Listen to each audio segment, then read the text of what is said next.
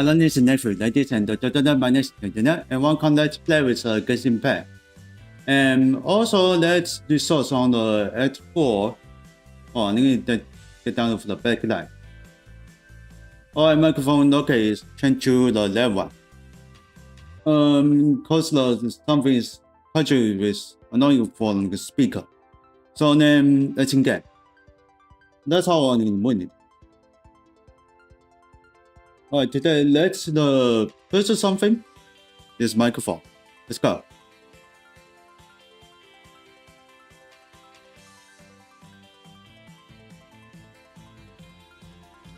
Sorry, he just comes in. Yeah, I was listening for the push this button. Hold on. Alright, let's log in. Check on the BP.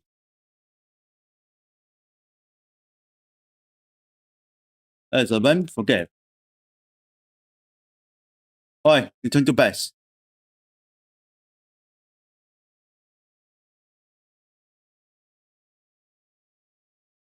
Do the same thing for the latest. So then 12 hours to play with World Truck Simulator 2. Forget that guy. She is strong.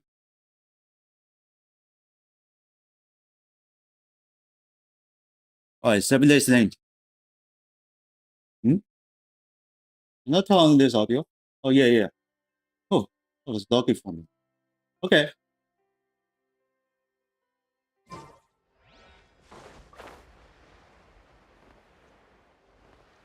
Alright, stunning here. Alright, 30. And then Do you think the others are making good progress? Hope it's all going smoothly. Huh. Hey, look! They made it back as well! Flint's, Lama! How did it all go? All is well, thank you. Nefer and Yehoda had to stay at the curatorium to wrap things up, so they won't be joining us for now. I ran into Miss Nefa and Miss Aino on the way back. Their work is still in progress, so I suspect they won't be back for a while either. You seem rather cheerful today, Mr. Flint's. I certainly am. I achieved what I set out to do and came away with more than I bargained for. Well, then you're bargaining for? Fighting alone can get quite tedious. Oh, that's But I new had the good character. fortune to run into a pair of brave Check young on warriors. in a moment. We meet again. How have you been? Albedo! Oh, What are you doing here? it's been too long. Thankfully, tracking you down turned out to be a lot simpler than we envisaged. These two courageously lent me a hand while I was fighting the wild hunt. When they told me they were Servarka's colleagues, it all made sense. And given how people of outstanding talent tend to cross paths, Wait, it's Hold no on. wonder I better no be one honest, was who is going that guy? So, who's your travel buddy, Albedo? Why don't you come and introduce yourself?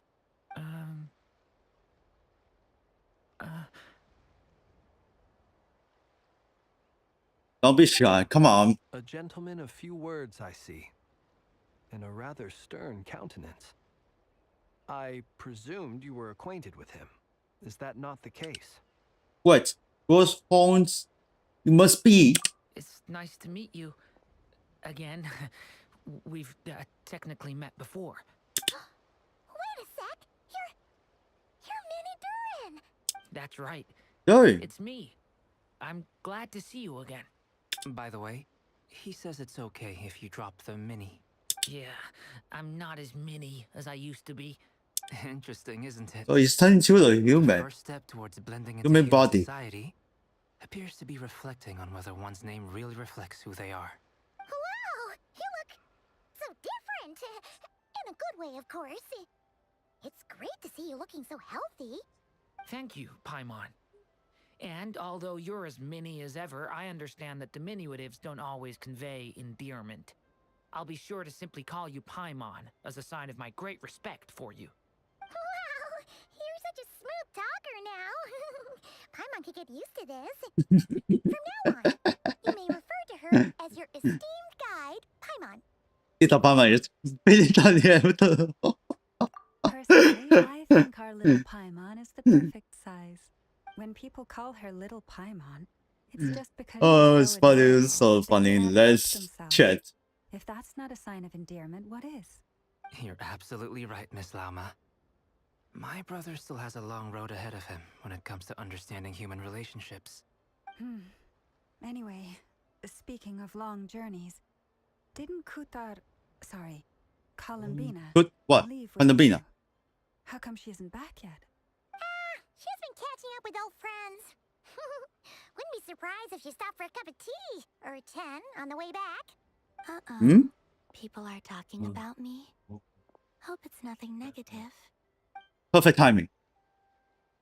Judging from your expressions, Oof. I'm guessing it all went well? It's getting crowded here. I'll go grab some chairs. No need. This is a job for an alchemist. I'll whip some up momentarily. Thank you for your hospitality, ladies and gentlemen, but I was merely escorting my friends back. I'll be meeting Sandrone shortly, as we still have some things to discuss. It's been a pleasure, everyone. But this is where I'll say goodbye. We really Appreciate appreciate it. Thanks for standing by us. Oh, come on. Spare the formalities. I'm just glad I could help out some true friends. I understand. Well, bye for now, Harlequino. Oh, this place is hopping. It's probably a good thing when otherwise what you guy? can't fit all these people in. Are you saying we're about to run out of chairs? As a matter of fact, I am. Come on in and see for yourself.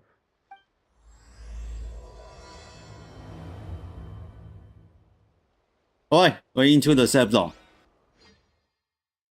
I spotted the white teacher is now the useless attack. Oh, then self. I overheard your little chit-chat outside, by the way. With Miss Columbina's colleague gone, we should be back to the original crew plus the other colleagues I brought in. Though, it looks like we have another new face. Someone else managed to rope in a colleague too? He's probably here for us. Frankly, you and Yeah, then Paimon press the are wrong the button. only people I know here. This here is Dainsleif, colleague of Tibet's greatest guide, Paimon, and Oh, greatest it's Dainsleif. adventurer, the Traveler. Well, not exactly colleagues, more sort of friends. When someone else jumps in to do the announcing, you know you're speaking to someone important. Let's hear what he has to say. Note to self. Once Paimon knows your name, the rest of the world will soon follow. When he comes looking for us, it's usually something important. Paimon's guessing you've heard about the Wild Hunt, then. From the looks of it, you're about to hold a meeting. If I were to say that the Wild Hunt is our mutual enemy, would that earn me a seat at the table? As the saying goes, the enemy of my enemy is my friend.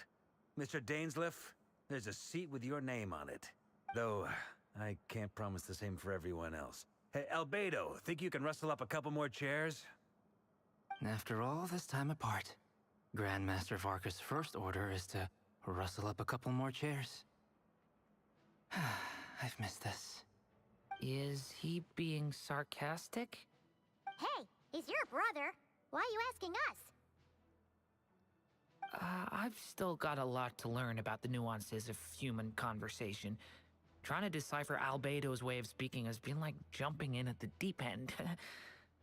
Oh, good point. Paimon gets you now. Don't sweat it. There are people who go their whole lives without getting the hang of it. You're ahead of the game already. Look at you, Paimon. I wonder what's taking Nefer. Perhaps you should go and check in with her. If anyone can hurt Oh, her look at this along, show, it's so crying. I just got back from the curatorium. Besides, aren't you curious to see what's taking her so long? Miss Nefer doesn't strike me as the type to share secrets. And since gathering intel is her specialty, I'm guessing she'd prefer to keep her methods confidential. Under such circumstances, would it not be tactless for me to impose? Oh, but it's fine for me to impose. What can I say? You have an unrivaled ability to garner people's affection, Miss Moonchanter. Besides, you have far more in common with her than I do. All right then. Impressive. She barely fought back at all. I admire your powers of persuasion, my friend. As I'm sure Miss Lauma will realize soon enough, the trick in life is to always pitch in with other people's responsibilities so that you can be selective with your own. Another trick is to simply hide in the background. Spoken like a true sage. Anyway, looks like we've got some time to kill before the meeting. Let's take a little breather, folks. And feel free to chat amongst yourselves. We'll get down to business once the other two arrive.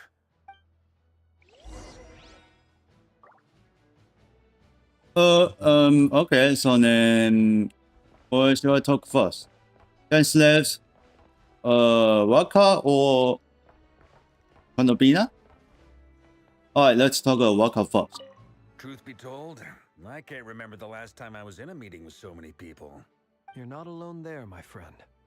The Lightkeepers also struggle to bring everyone together for a serious discussion. I don't doubt that. I've only ever met two Ratniki, one being you, and the other being that young guy, Itlua. Itlua is a good apple. I'll give him that. Who's that Kind, Itlua? honest, and regularly First time delivers hear supplies it. to my lighthouse. A Hmm. true Ratnik to the core. Well, that's her. In that sense, he puts me to shame. So you're what? A fake Ratnik? That's what it sounds Well. like you're saying. But I get the feeling that's not quite what you meant. Come on, why the awkward silence? Sorry. I'm not even gonna bother trying to hide it. You've known all along, haven't you, my friend? Now, that was an awkward silence. And they didn't talk. Let's just keep this between ourselves. Probably best if Itlua doesn't know, huh? That goes without saying. Gotta be careful what you share with youngsters, after all. Anyone else in the know? Let me guess. The Traveler and Paimon? It's dangerous being too sharp for one's own good, you know. Then, in the name of the Animo Archon Barbados himself, I swear, your secret's safe with me. When we went for drinks, you said that you and Barbados were practically best buds. In the light of that claim, do you really expect me to take your oath seriously? Of course. Just as long as you don't go spreading around the fact that I'm close with Barbados, all right? Fair enough, then. Nothing like a bit of mutual leverage to seal the bonds of friendship. Okay, so then next, Genshin. Is there something you'd like to say to me? Yeah! For starters, why'd you just show up here without even giving us a heads up? If you think back to our previous interactions, you may recall that that's hardly out of character for me. You do have a point there. So it is of your account. What is it? Accommodation yet? Oh yeah! You'll need to find somewhere to stay the night too, right? Wanna tag along with us? You never know. We might get a group discount. Sure, let's do that. Great! Paimon will handle it. And in return, we can get Dainslift to be our very own personal bodyguard. Paimon, you think it out loud again. If that's what you had in mind, you should have said so sooner. I'd be happy to help. Oh, okay then. Paimon was only kidding, but good to know. Anyway, since we're all here together, we might as well watch each other's backs. That's just what friends do, right? Indeed. Thank you. Alright, if I talk to himself. You're both Palomina. awfully quiet. Why don't I start us off with an icebreaker? Much obliged. Have either of you ever had your portrait painted? If not, I'd be glad to help. That sounds like a lovely idea. You know how to paint then? I dabble occasionally. He's an excellent painter.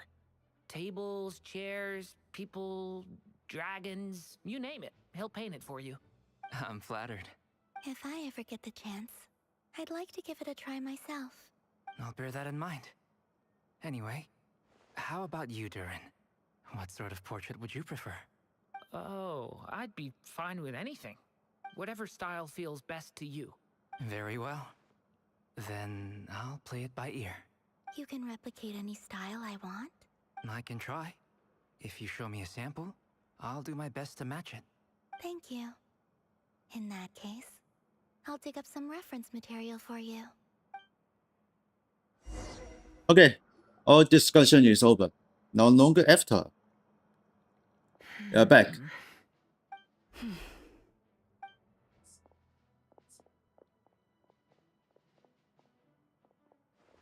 Ah, Miss Nefer. You made it after all. But what about Yehoda? I'm here to give you an update on how things are going on our end. Once this is over, I'll be heading straight back to continue my work. I left Yehoda back at the curatorium to watch over things while I'm gone. Huh. So much for just this once.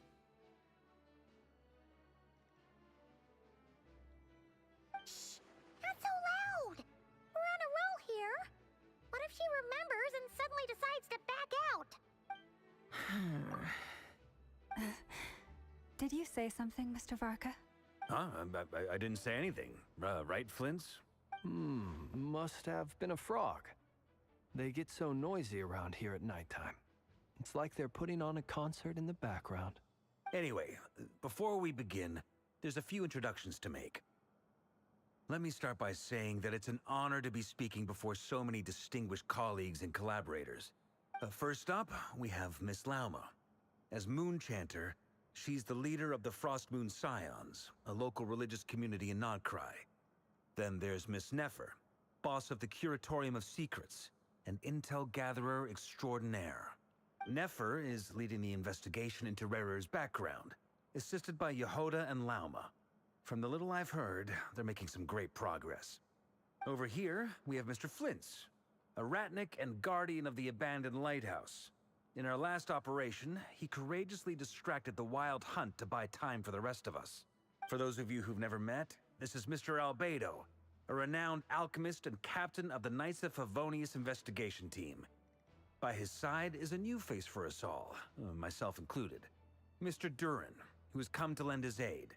Next up, we have the Moon Maiden and former Fatui Harbinger, Miss Columbina. Then we have the Traveler, who's earned more titles than I could possibly hope to list out, so I'll spare you the rundown. And Paimon, the ultimate travel companion and quite possibly the best guide in all of Tevat. Wow! That's a lot of people! Great turnout! Miss Nefer, it looks like you might have another job coming your way, so, congratulations on the booming business, I guess. You think I haven't got enough on my hands as it is?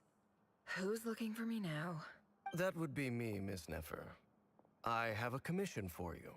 And you are? Who I am doesn't matter right now. What does matter is that I'd like you to gather more intelligence about the Recher of Solnari. Well, it's not as if we never take on anonymous commissions. But in your case, I'll have to decline. I'm gonna take a wild guess and say your job's probably more hassle than it's worth. Something about you seems like bad news. It's my eyes, isn't it? Conrian, I assume. And what's with the mask? Are you trying to hide your identity? In any case, the fact that you're even still alive raises an awful lot of questions for me. My name is Dainsleif. And yes, I am from Conria. As I'm sure you're aware, the Recher of Solnari's real name is Rerir. He was once an acquaintance of mine. Really? Then you must have been quite an influential figure yourself. You flatter me, but none of that matters anymore. My point was simply to clarify why I have asked Miss Nefer to investigate Rerir's background. So you're both from Conria, and it sounds like you used to be friends? What am I missing here? Surely you already know how he became one of the Five Sinners. I'll tell you everything I know. The history of Conria, the names and identities of the Five Sinners. I remember it all like it was yesterday. I have never spoken openly of this before. But the truth was exactly as people say. The 5 sinners were each driven by their own desires, and it was by playing upon these that the Abyss tempted them to their fall, tearing Conria apart in the process. The visionary, Vedifenir, who wished to foretell the future. The wise, Haroptatir, who sought limitless knowledge. Gold, Rhindaughter, who desired to create life. The foul, Sertologi, who pursued supreme strength. Foul? Huh. And last, but not least, Raker of Solnari, Rerir, Ravager of the Moon. Of the 5, Rerir is the only one who remains a mystery to me. He never harbored grand ambitions. So what changed in the space of a single night? How did he come to fall like the others? In other words, you're saying that his change came as a shock to you, and you have no idea what actually happened? That's right. You mentioned how the Abyss tempted them, which led to their fall. But what did that look like in practice? And what other context can you give me about the events of that time? The more detail you can give me, the better. Strangely, now that it comes to it, I hardly know where to begin. The fateful night took place during the era of the Eclipse Dynasty.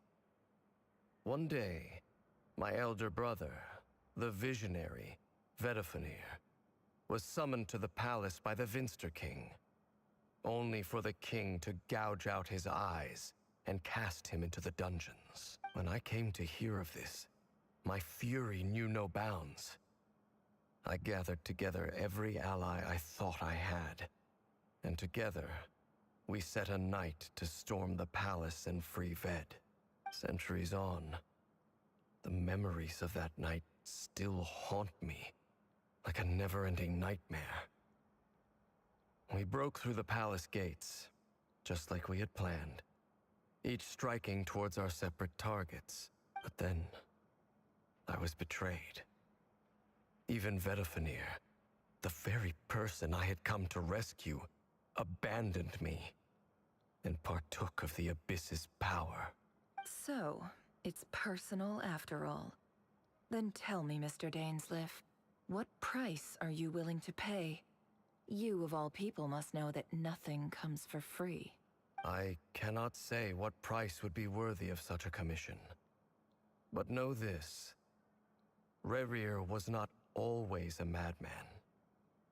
Believe it or not, there was a time when he was just an ordinary man, working for the Conrian Intelligence Service.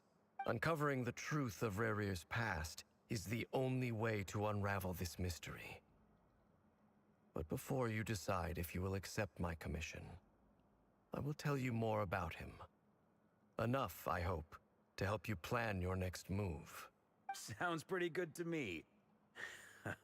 Feels like we just flagged down a random passerby, only to discover he's actually a master strategist who has a score to settle with our enemy. Must be all the good karma, all the big building.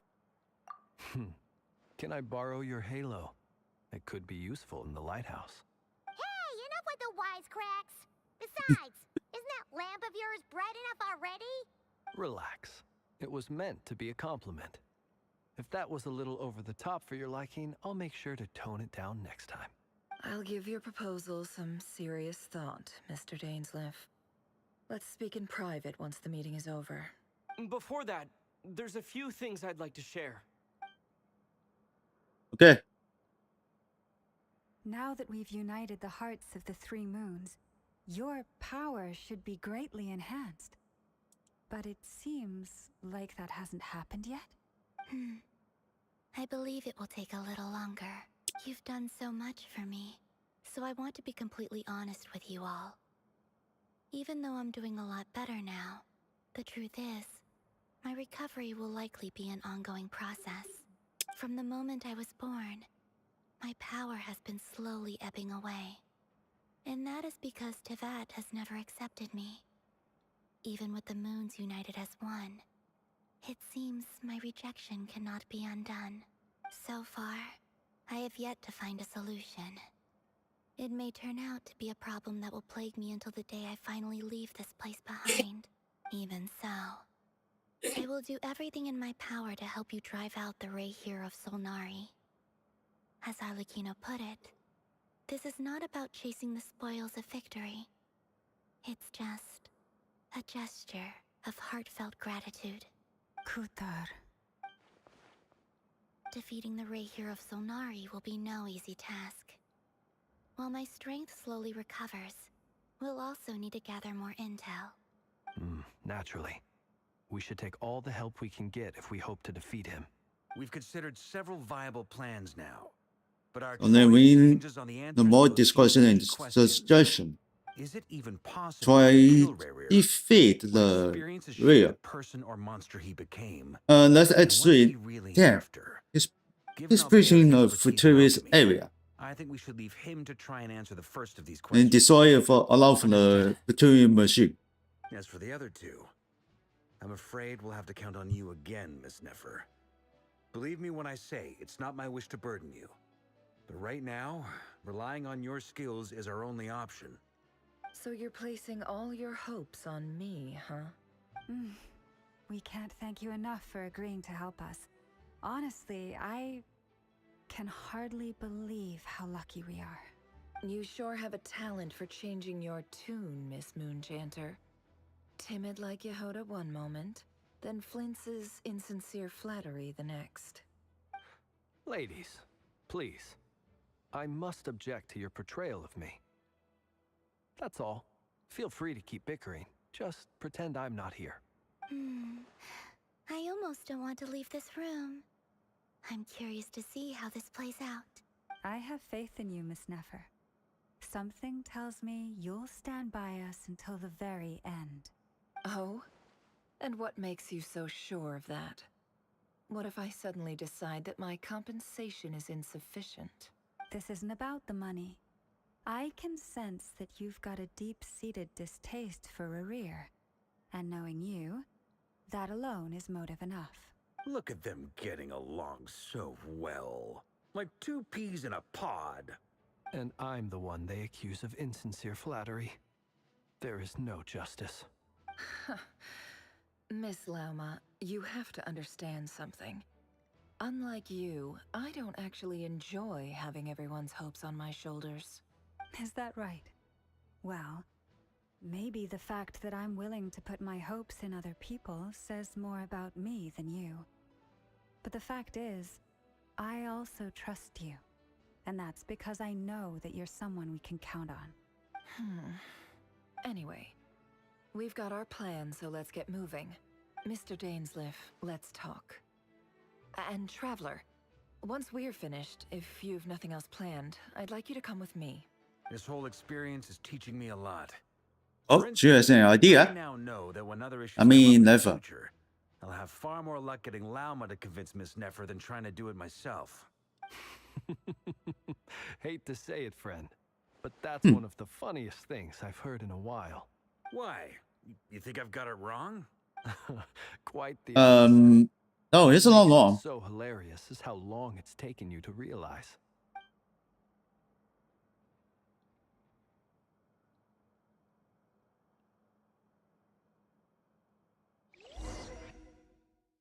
Alright, starting to go for the plan. Alright, let's talk to Nefer. She's inside, in secret spot.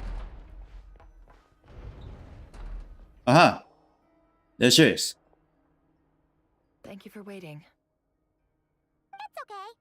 We actually used the time to help Dainsliff get a room at the hotel. That's very considerate of you. Now, I trust you share my curiosity about Rerir's past, and you seem fairly familiar with Mr. Dainsliff already. That's right. We are know each other for quite some time now.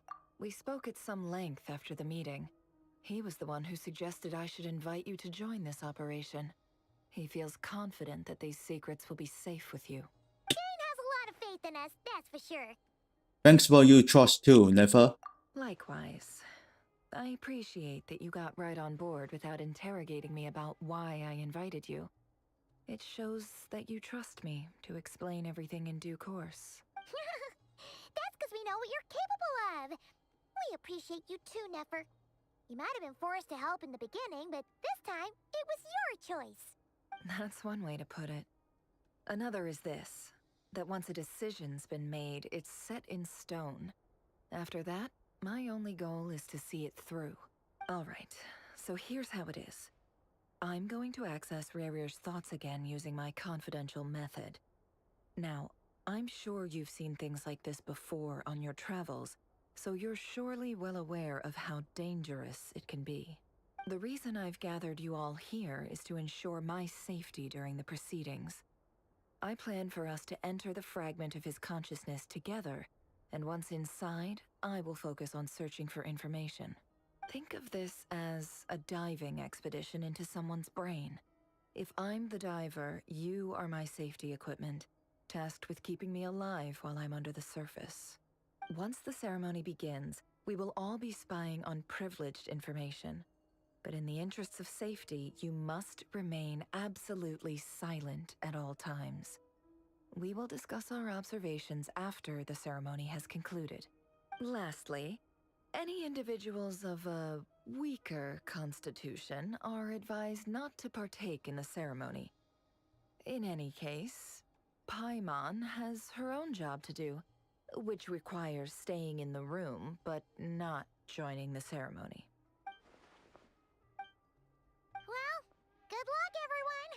Sounds like all Paimon can do is cross her fingers and root for you guys. There's a little more to it than that.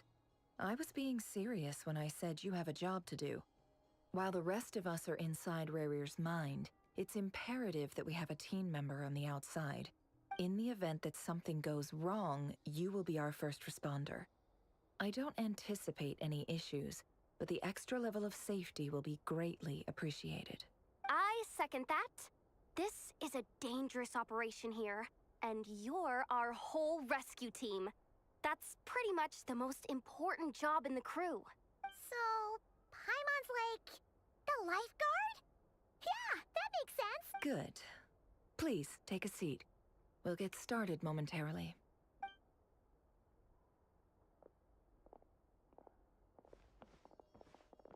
So, did Mr. Dainsliff tell you anything else? He told me that he believes Rarier kept some big secrets in his life. He's not sure that they were the cause of his eventual downfall, but he's asked me to uncover what those secrets were all the same. But surely you're not planning to go through with this, no matter the cost. If you think that, you'd be overestimating me. I'm a businesswoman, not a mercenary. But I do have my own professional reasons for taking this job. You think I'd turn down the opportunity to get a first-hand glimpse into Conrian history? No chance. Well, as long as you don't let morbid curiosity get in the way of safety concerns, we're good. We'll do whatever we can to help you. You're such a killjoy. Oh, this is fast. Damn. Well. Alright, continue. Oh, there it is. It is ready to go. All right, I'm good to go. All set over here, too. I'm ready as well. Promise, Paimon, you'll be extra careful. Thinking promise. All right. Let your whole body relax. We're about to begin. Close your eyes. Alright. Getting into the, I guess the same place? Yes. Phew. Could this be his office? Pretty standard setup. Bookshelves, paperwork, files. According to Dainsliff, Rarier used to be an intelligence operative. Chances are there's plenty of top secret intel stashed away in this room. Is this where you keep your secrets, Rarier? Can't say I'm not looking forward to this. Okay. Let's find the regular office. What does this look like? A file tucked inside a folder. The title reads, Dear Breakfast Shop Owner. It's a list of names, but at this stage I have no idea who any of them even are.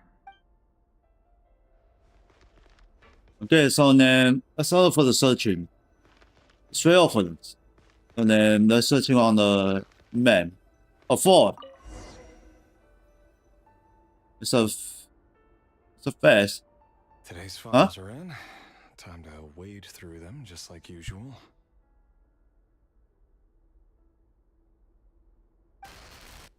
Male, 51. What the hell is that? Cook. Confirmed Crimson Moon descendant. Has maintained frequent contact with other descendants over the past year. Poses a threat to the dynasty. Neutralized.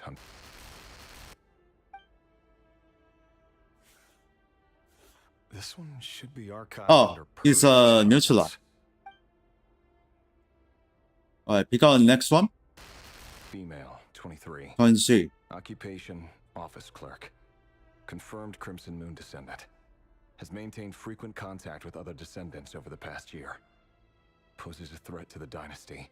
Neutralized.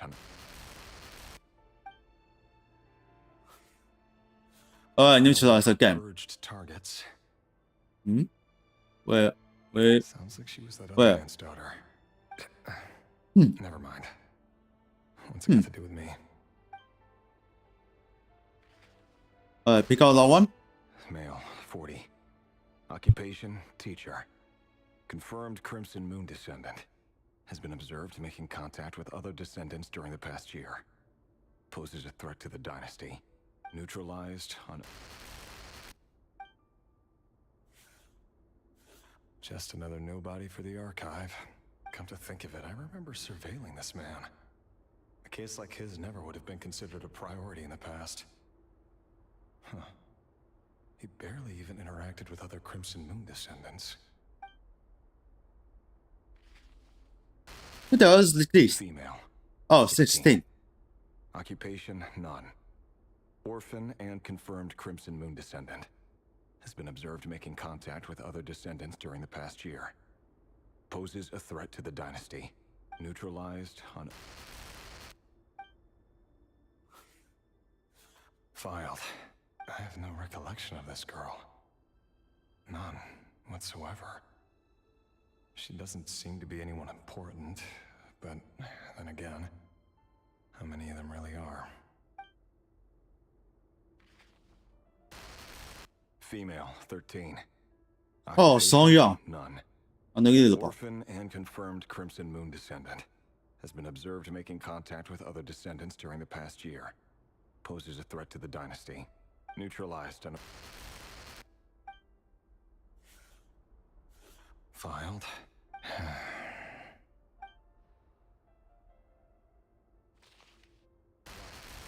Male, 11. Occupation, Is it? none. It's serious? Orphan and confirmed Crimson Moon Damn, descendant. too young. Has not been observed making any contact with other descendants during the past year. Poses a threat to the dynasty. Neutralized on...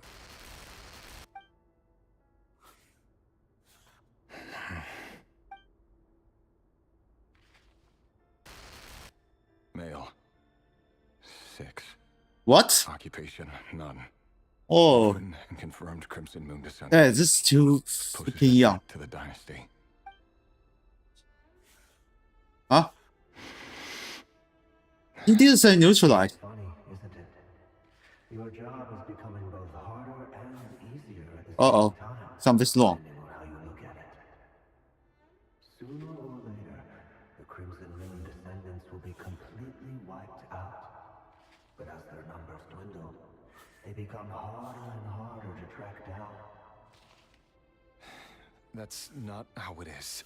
Fortunately, however, most of the able-bodied adults have already been taken care of. The remaining weaklings will be increasingly easy to deal with.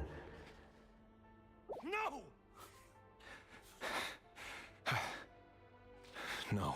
My job is to ensure the survival of the Eclipse Dynasty.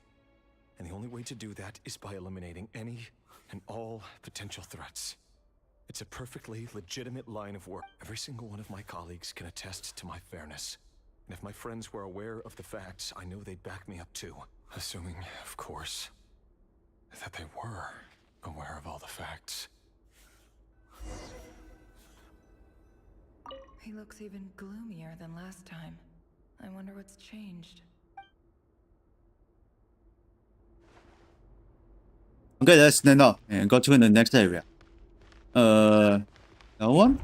Oh yes, there's a door here. Oh. Hello, it doesn't have. Mr. Terengineer, it's been quite some time since we last met. Rerir, I trust you're here because you have something important to discuss. Forgive me. I wasn't tuning out, it's just, I noticed you didn't even phrase that as a question. As if you knew I was coming. Tell me, does someone in your position ever feel the need to ask questions at all? It is indeed within my power to foresee certain things. Things like your arrival. I was just thinking, it won't be long before I'll be inviting both you and Dane to my wedding. That isn't a lie, but nor is it a fact as such. It's a wish, isn't it? No fooling a prophet, is there? Ever since that day we met for drinks, I knew it was only a matter of time before you came looking for me. Does it feel good? Knowing how the future will unfold. I'm afraid the notions of good and bad fail to capture the complexity of what such a power entails. Once you've seen what will come to pass, it can be all too easy to succumb to fear and melancholy. Unless, of course, you learn to abandon these feelings. You fear my silence, and long to hear the words I left unspoken that day. That's right. You must have noticed my reluctance to broach the subject. And the reason is simple. Because the truth could never have lived up to your hopes. For both our sakes, such words are better left unsaid. The burden of prophecy was never meant for your shoulders. So who exactly do you deem worthy to hear your prophecies? None but our exalted king? Or rather, our king as he once was. You're closer to his majesty than I am. You must know better than anyone how much he's changed. You say that as though it is to my benefit. Yet precisely because of that, I dare not speak rashly. A king can turn out to be the most virtuous of rulers, or a tyrant more terrible than the most vicious of dragons. You are so wise and far-sighted, yet still you would have me live in fear of the unknown? You make a fair point. Especially given my silence alone was all it took to send you spiraling downwards. Very well then, let me offer you some advice. And I say this not as a prophet or a visionary, but simply as the brother of your friend. For many reasons, there is very little chance of your marriage ending in happiness. If happiness is what you seek, you should find another fiancé. Okay, let's continue going. There's that same Black hole again. Could this memory belong to Thelindis? If never says correct, Wait. I think so. Yes. Hear me out. Oof. This time we finally got a clear look at his face and learned his true identity. His name is Rerir, and he claims to be one of the king's guards. What did you say? A cruel irony, isn't it? The man you're set to marry leads a double life as a brutal executioner. Why are you telling me all of this now? Simple. It's because I want you to kill him. What? You are the only person he would never suspect. No, absolutely not. I would never dream of doing such a despicable thing. So you'll just stand by and watch him slaughter us to the last? You gotta be kidding me. Do not forget that the blood of the Crimson Moon flows in your veins too. The blood of the Crimson Moon? What does that matter now? The dynasty has long been dead and gone. You think that alone is reason enough for me to throw away everything I have? Why wouldn't it be? You two were once a child of the Crimson Moon, just like me. Don't tell me you've never felt so much as a flicker of fury for the way we were trampled into the dust. As long as you promise to abandon this pipe dream of restoring your dynasty, I can try to persuade him. Or have him persuade the Vinster King. Persuade the Vinster King? What is laughing? Do you even know Why he's so obsessed with hunting us down? Why he keeps trying to force us to hand over our secrets over and over again? Or why we refuse to give up on restoring the dynasty? The Vinster King. A blind fool. His eyes clouded by powers from beyond this world. A petty little man with a miser's heart. And he dares to sit upon the throne? Mark my words. Sooner or later, Conria will fall. And it will be his doing. If you can't bring yourself to do it, so be it. Just you watch. It won't be long before calamity descends upon us all. The Rehir of Solnari. That really is quite a secret you've been keeping from me, Rerir. But who am I to talk? Am I really any better? I've kept my own past a secret this whole time too. Love should be built on honesty. But ours was born from lies. And yet, is it really so wrong to hide things that would only make life harder? If we don't cover up the parts that no one else should see, how can we go on pretending to be normal? Terengineer must have known all this. And that's why he made his prophecy. In the end, nothing stays hidden forever. But I won't just sit by and watch this disaster unfold. I'll do everything in my power to protect what I cannot afford to lose, no matter who I have to face.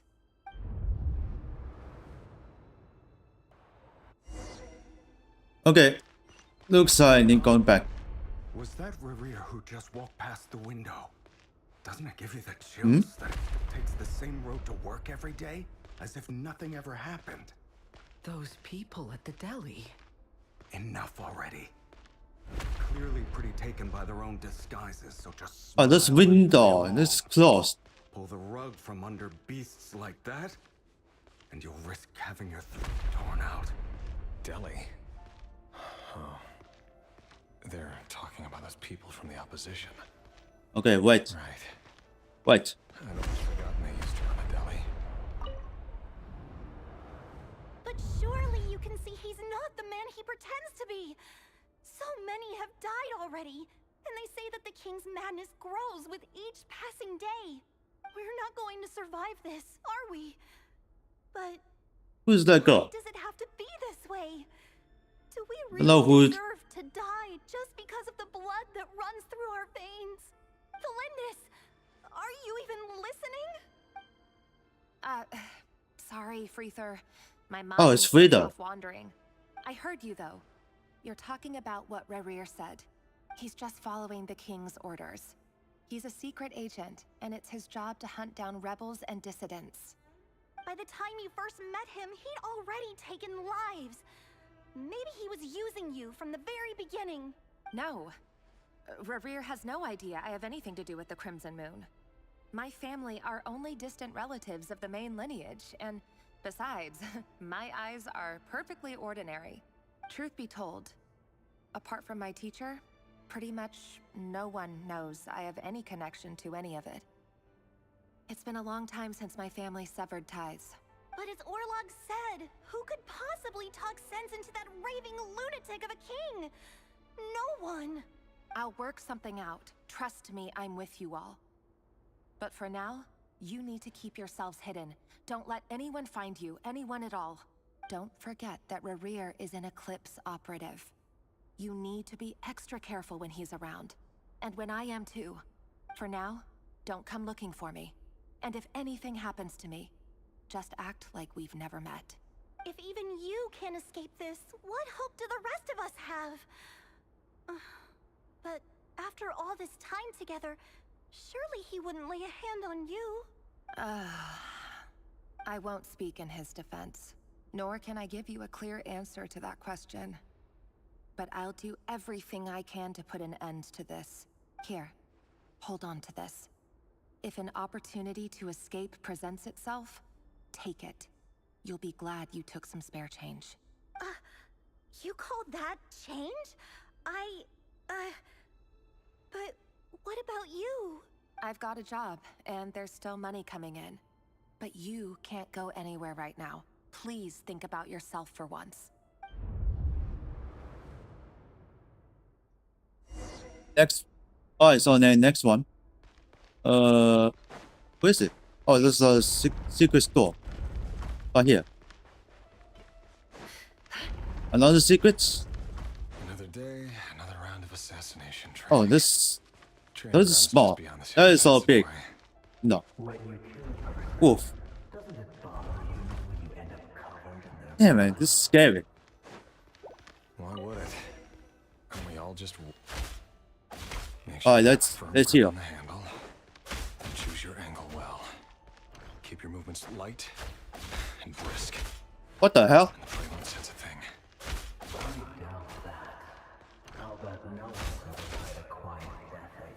Yeah, I'm trying to heal this. Get some. No traces. Oh, it's just healing itself.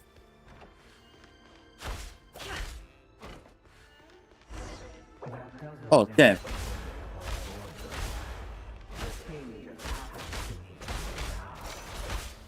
Alright.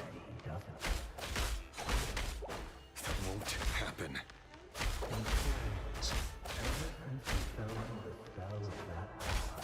Alright, more training. Okay, got The ones I dealt with have always been guilty. And I've carried out my work flawlessly. Alright, 4 more training. Damn, that's all the energy. Hey.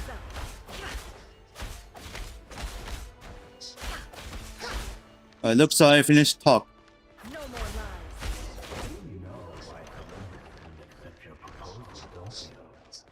Was it because she didn't trust you, or... I need to come. Oh, it stopped. Oh, damn. 2 like miss the space. Yeah, that's all for them. Do you still remember Orlog? Orlog. The boy who was pretending to sell flowers. You spoke for quite a while, didn't you? Yes, we did. What about him? He was arrested 2 days ago. Chances are he's already dead. I just don't get it! After everything he's done, why do you still stand by him? Or does it mean nothing to you that people keep dying? No, that's not... Just hear me out. I need to go now, Thelindis. They're looking for us. You take care too. If you ever need a place to hide, come find us.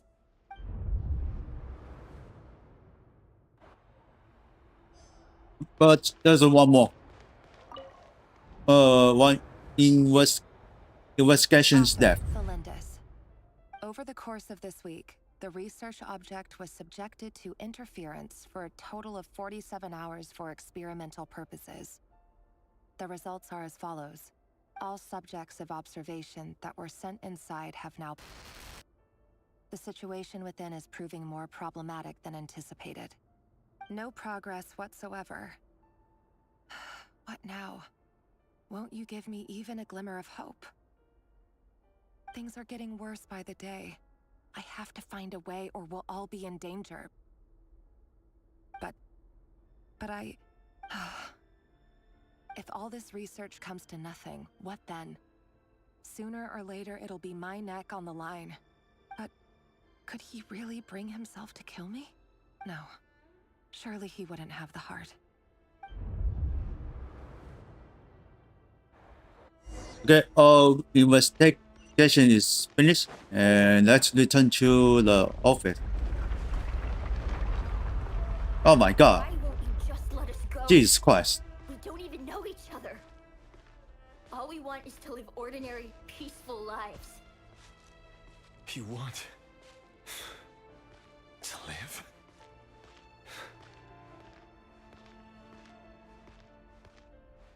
Yes.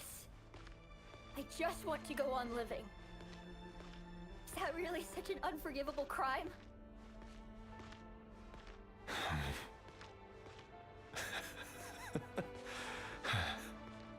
You want to go on living. I want to keep living too. living forever. That's why I have no choice but to continue on the path I'm on. If only some savior would suddenly swoop down and change the way the world is. Too bad that's not going to happen.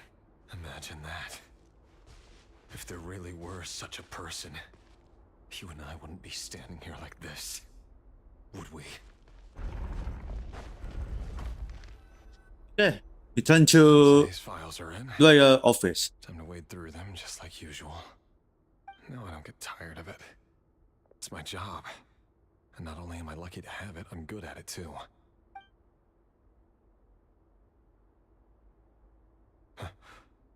It's clearly Phyllis. Oh, you spotted something. What? Thelindis? Oh no.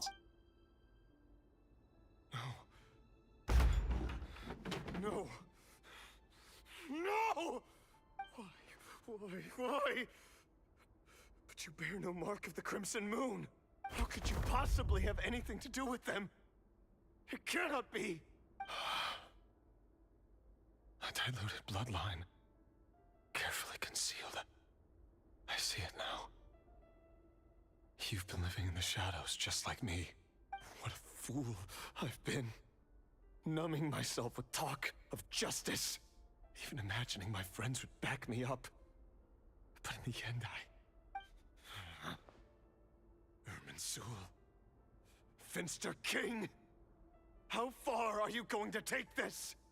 From the direct bloodline to secondary offshoots? And then what? Today it's the descendants of the Crimson Moon. Who will it be tomorrow? Will you not rest until everyone down here is dead? No. This cannot go on. This is where it ends. Oh well. Then let's open the chest. Alright, let's keep going from the behind. This one in this file. Yeah, that's where. You're really letting me go? I am. As long as you can guarantee that no one will find you. Don't worry, I'll be extra careful. No one will know I was here. But what about you? Me? If you let me go, you won't be able to complete your mission, will you? Good point. In that case, maybe you should stay. No, please! I just want to see the outside world again. Go on living? Yes. I know you're a man of your word. So please, just let me go. If I let you leave, what will become of me? Just kidding. Go, now. But remember, don't let anyone know you were caught. We'll be seeing each other again very soon if you do. Even shadows in the dark must live by a code. But you can't save everyone. You've been whispering in my ear for days now, Vedifilnir. What are you trying to do? Break me down? I only say this because you long for an answer to your problems. Let her go, Rerir, or you risk losing everything. I will not abandon Thelindis. Then you'll need a little more vigilance and a lot more power. The world is changing, Rerir. Keep your eyes peeled for your moment of opportunity. That voice used to be so unclear. But now I know exactly whose it is. It's Vedifilnir. He won't tell me how to actually resolve any of this, but he keeps trying to manipulate me like a puppet. What's his game here? Tell me then. What will this moment of opportunity look like? And no answer. He's like a ghost. Always disturbing me when I'm on edge, but never answering when I need him most. So, the Eclipse Dynasty was purging, well, massacring the descendants of the Crimson Moon. And it seems like it was all connected to the Finster King's research. The King's obsession with abyssal power left the future of Conria hanging in the balance. No wonder every aspect of Rarier's life was so unstable. And it looks like this Thelindis, Rarier's would-be fiancée, herself belonged to a sub-branch of the Crimson Moon Dynasty's descendants. It almost defies belief that a couple like them could hide the truth from each other for so long. If the Vinster King hadn't intervened in such a drastic way, they might have gone on deceiving each other for the rest of their lives. And why does Vetterfenir, Daneslif's older brother, keep talking in Rarier's head? This guy kept more secrets than I ever imagined. The human mind is like a vast desert of shifting sands. When you follow the flow of someone's memories, you only ever see the parts they're willing to let surface. Time for something a bit more creative. We've been inside Rarier's mind this whole time, building up a picture of his psyche. There's already enough clues on the board to start reading between the lines and mapping out the rest. Now, we can finally begin to put the pieces together.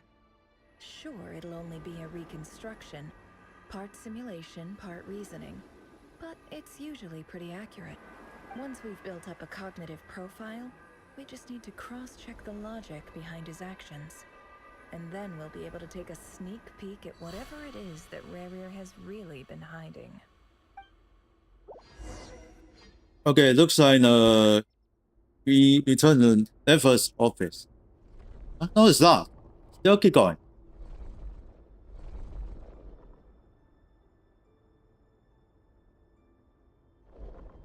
Rarier, are you there? I need to control this. Who pieces common action point. We need to get an action point. Okay, so then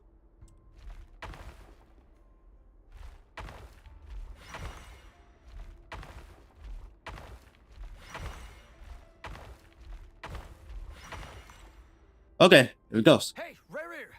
Come Oof. out, it's urgent! Dane? What's wrong? Quick, come with me. I'll explain everything once we've met up with the others. Okay, I'll come. But the Lindis is still over at the Universitas. I'll need to leave her a note. All right then, but make it quick.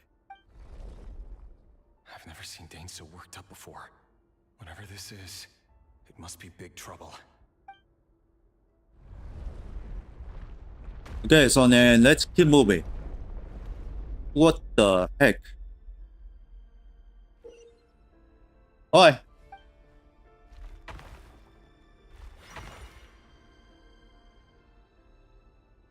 Okay, move everything.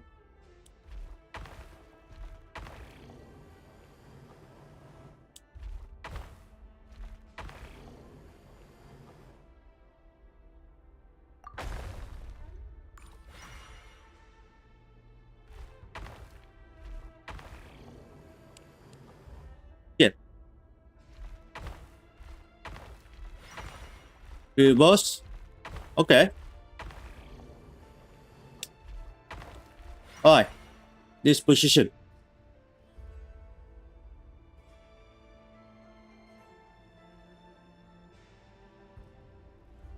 Well, this is a nice change, meeting you all at this hour. When men and women of ambition can speak face to face in broad daylight, I say that's a big step forward for our dear Conria. Don't be ridiculous. We do not fear the day. Why would we seek refuge in the night? You might ask your blade that same question. I'm told it prefers the cover of darkness.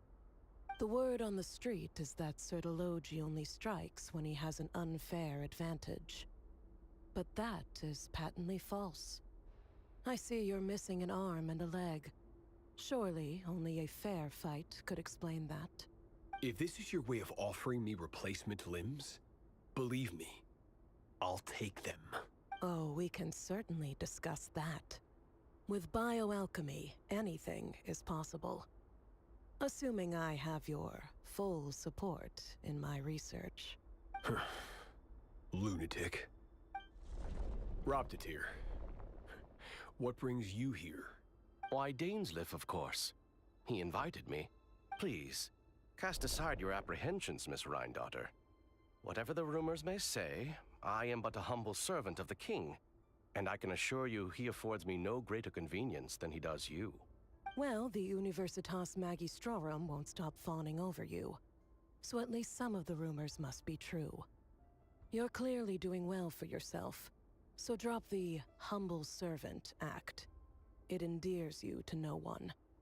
You're president of the Universitas Magistrorum, the chief royal mage known as the Wise by royal appointment, and by far the most favored among the 4 pillars of Conria. Vice President Veit doesn't even try to hide his envy when he sees you. My success is the product of hard work and good luck. It's as simple as that. Were the king not such an extremist, I hardly think I would have received a senior post at my age. Of course, no job is without its gripes. Serving a king like ours can be a challenging task, as I'm sure you can imagine. And as for Veit, in missing out on the presidency, he's dodged a mountain of stress.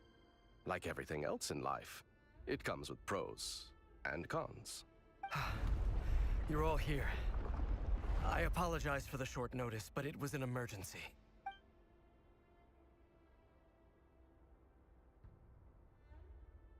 You must be Rerir.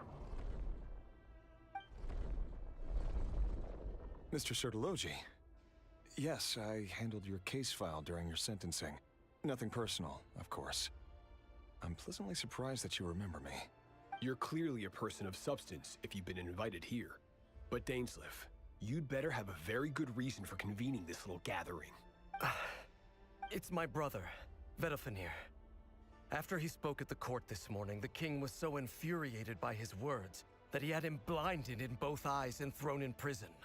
Vedafenir in prison? Strange. I thought the king trusted him and Horoptatyr more than anyone else in the world. Does this mean the king's circle of trust just got even smaller? It has nothing to do with trust. It's about what the king wants, which is as clear as day to anyone paying attention. I simply appease him, because it's in the best interests of the Universitas Magistrorum. And also because you're slimy. Vedafenir, perhaps less so. But still, a visionless visionary? It rather inclines me to think that qualifications are not what get you ahead in Conria. Do you honestly think this is an important discussion to be having right now? Dane, what are you planning to do? Rescue Vedafenir, I assume. Correct. It will mean storming the palace by force. Tonight. I need all of you on my side. That's far too dangerous. And don't forget, Dainsleif, you're captain of the Royal Guard. You swore an oath to the throne. You've been planning this for a while, haven't you? I have no desire to commit treason. But whatever critique the king may have of Vedafenir, disfiguring your most loyal subject for putting the best interests of his court and nation first, this is not the conduct of a wise ruler. My blade will force the king to see the error of his ways. So, Vedafenir's prophecy enraged the king. I'm sure it wasn't what he wanted to hear, but if he won't take counsel even from the visionary, that is deeply troubling news. The extent of His Majesty's madness is now all too clear. The question is, how does a man like me get out of this situation unscathed? You have noble ambitions, Dane, but I'm afraid they don't do much for a guy like me. I'm not interested in saving the world. All I want is a letter of pardon. A letter of pardon? For whom? Thelindis? The chances of the Vinster King issuing a pardon for anyone connected to the Crimson Moon seem vanishingly slim.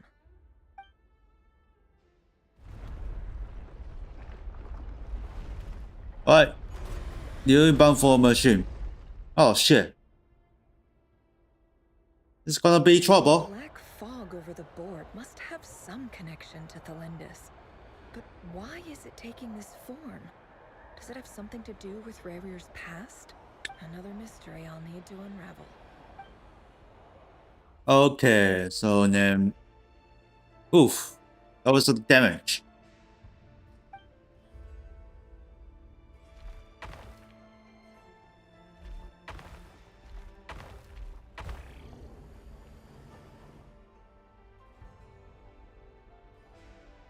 Oh shit.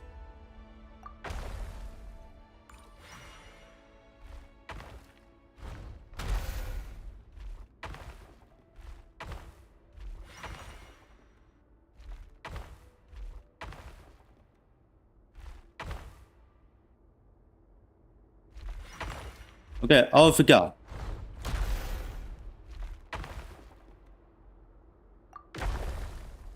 This one is wasting.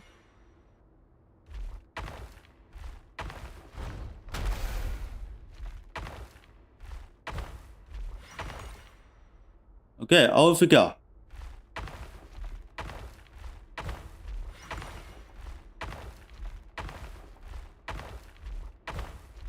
Got it.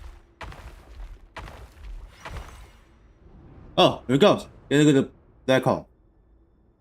So then it's just only one thing Over the course of for this the begin. the research object was subjected to interference for a total of 60 hours for experimental purposes. 16. The results are as follows.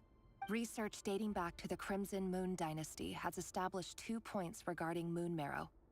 Firstly, its origins have something to do with a god's power. Secondly, it serves as a portal to an as-yet indeterminate location. Moon marrow can thus be defined as a spatial gateway. However, there are a number of hurdles to overcome before we can answer the question of where it leads to. To start with, opening the gateway requires a specific power source, which the relevant literature indicates. An enormous amount of power is then required to keep the gate open. Currently, the total power output of our instruments remains in the single digits. To make matters worse, I am now the only staff member remaining in the Moon Marrow lab. The Universitas Magistrorum recently decided to move most of its personnel into abyssal energy research, which has stymied all Crimson Moon-related projects. This is not a wise move. I have always maintained that placing all our hopes in a single source of power is risky, especially one as poorly understood as this. As well as making ourselves overly reliant on a single resource, we are neglecting other promising technologies. I apologize if this comes across as disrespectful. But as a Moon Marrow researcher, I desperately want to see the world beyond the gateway. If we really made it there one day, what would we find? And how would we go about taming the unknown? My imagination is endlessly fueled by questions such as these. Okay, looks like the return. Oh, it looks... Let's continue.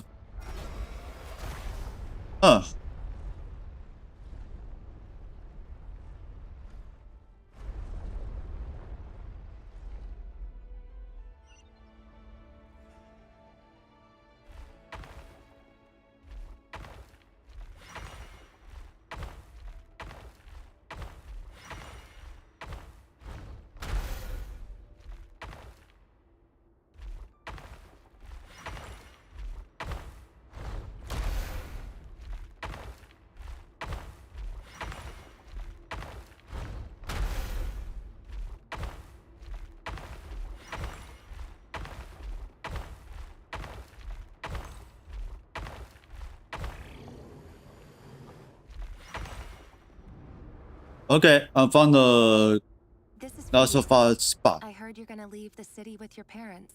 Felindis, did you hear about what happened? I've heard nothing. Rerir got back very late last Friday, and he was acting a little unusual, but he slept pretty well, so I'm guessing whatever he did was a good deed. You never saw him, and I don't know what he did. And this conversation never happened. You understand? What if he finds out that you pried into his secrets? Don't be silly. I don't know what secrets he does or doesn't have. All I know is he's just a normal guy who happens to run some errands for the king. Are you scared of him? I don't know. The Rerir I know doesn't match the person you all describe. Logically, I should be scared of him. And yet, I don't want to lose him. But enough about that. You should get going, and be careful with the package I gave you. Keep it secret. Keep it safe. What's in it? A piece of the moon. All you need to know is that as long as you keep it safe, then in the future, everyone will be able to see a red moon. A red moon? You mean our moon? That's right. Our moon. Promise me you'll look after it? I promise, Thelindis. The Crimson Moon bloodline will never die out. Its light, the color of blood, will become like a fire that flows in our veins, no matter how long it takes.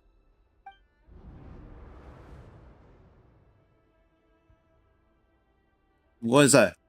Oh, still continue going.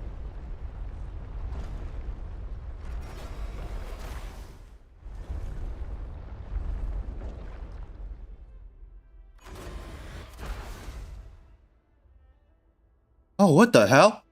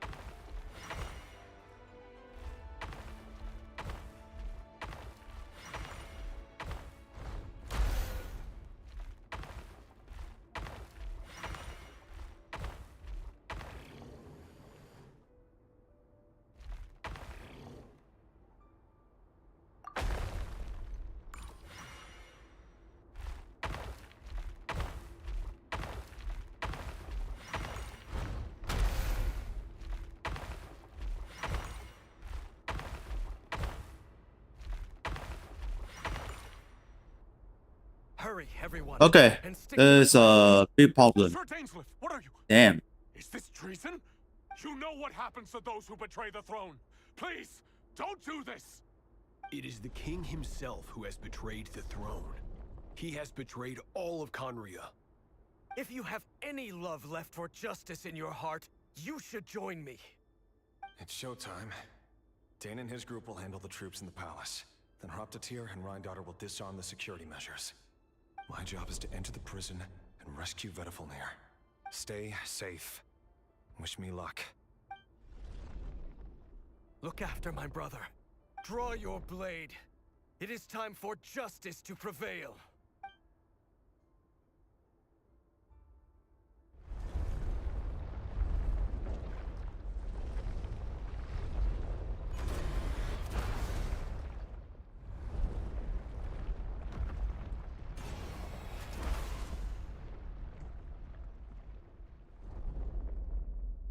Yeah, how strange.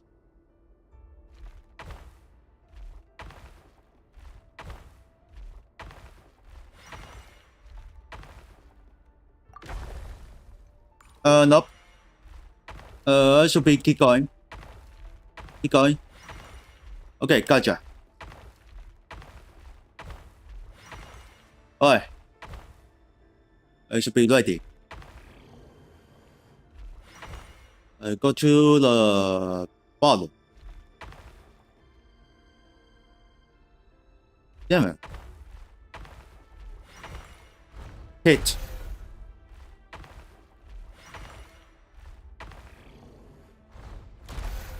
Alright. Keep going.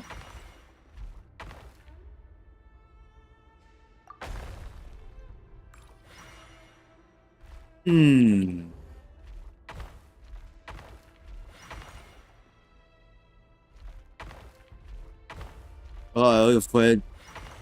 Oh, finally. This place is filthy. And the smell is abominable. Clearly, the king doesn't allow his prisoners a single shred of dignity. This is dire. Found you. Hello, Mr. Vedifalnir. It's you. Surprised? Oh, wait. I guess surprise isn't an emotion that prophets feel very often.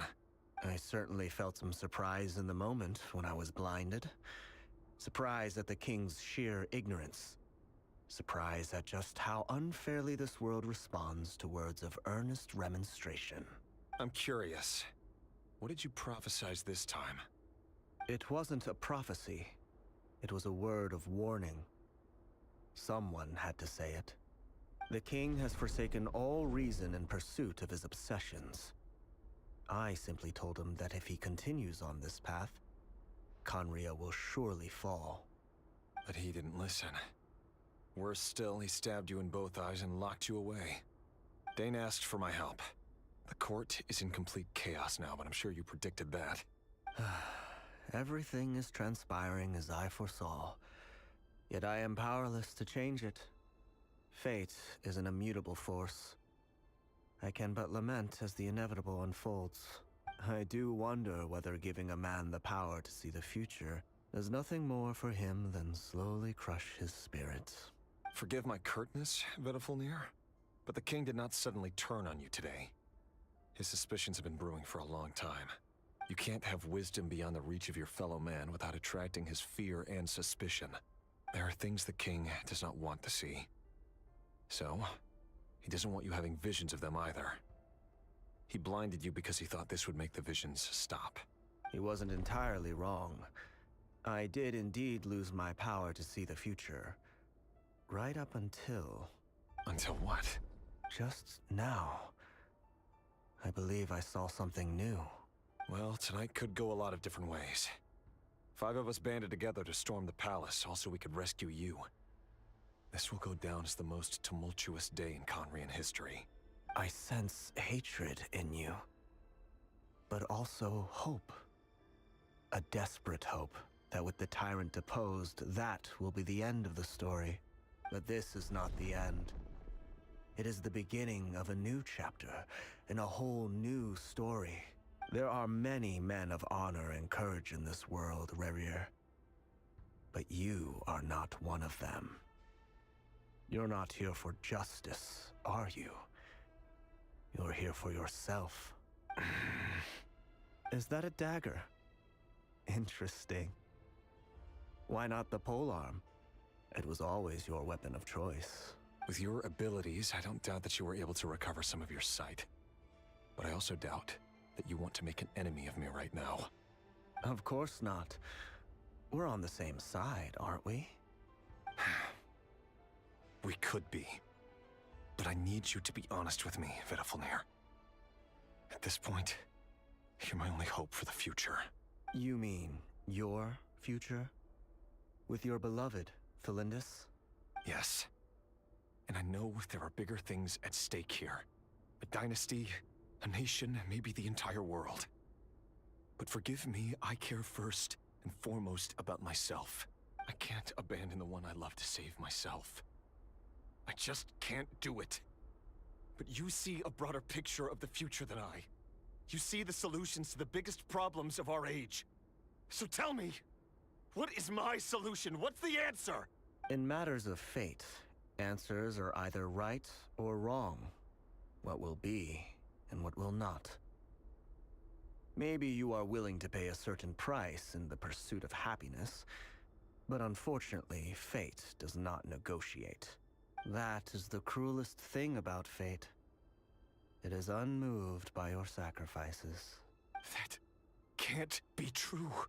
I know it's your voice that I keep hearing in my head, urging me to see how the world is changing, to seek more power, so I can protect the things I love.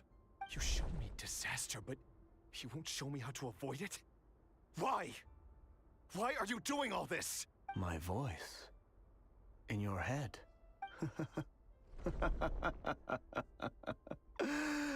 So, you hear it too.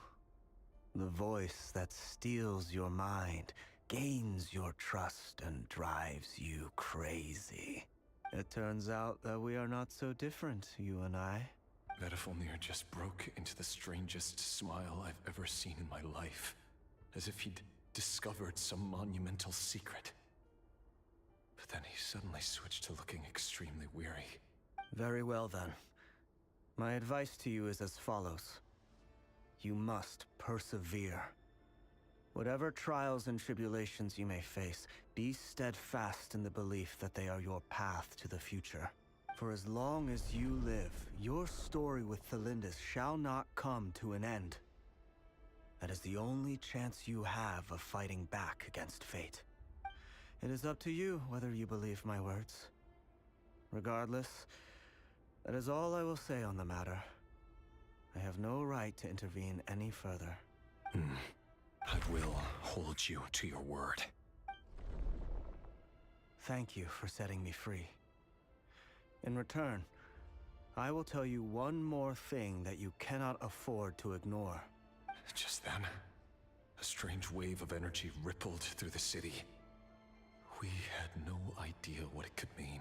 If I were you, I would head to the Universitas Magistrorum. The Universitas? Oh no! Oh, he got along. We'll be seeing each other again very soon, Rerir. Whatever Vedifalnir said, I didn't catch it. I didn't even help him out of the prison. There was no time to lose.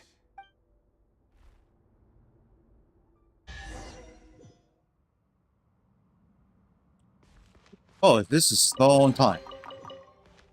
Alright, so then let's finish. Let's see the result. Come on, look at it. Monsters? Is this what my daughter's doing? On Universitas Magistrorum. Out of my way! Go, very quick! Come on, we can do it! Get into the more here. Come on. No more lies. Can't hide the truth. Go, Bud! Get him! Alright, get some. The deception ends here. Oh, finally. The Universitas. That reminds me of a rumor I once heard. Allegedly, the king installed secret mechanisms in the palace and around the city. No one knows where they are or what kind of power they hold. But if they were ever going to activate, it would probably be on a night like tonight. Uh-oh. Hold on! Don't let them anywhere near you! Save me! I can't! Ah! He's gone. So the rumor is true? The king really went through with it? What other means does the king have at his disposal? They must run on power from the Abyss. And given its a major center of research, anyone over at the Universitas will be in grave danger. I have to hurry. It's still running. Let's dance. Yeah, this Abyss is so strong.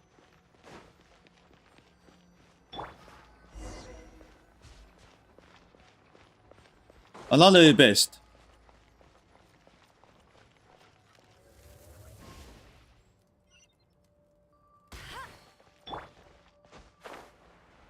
Yeah, I can hear something.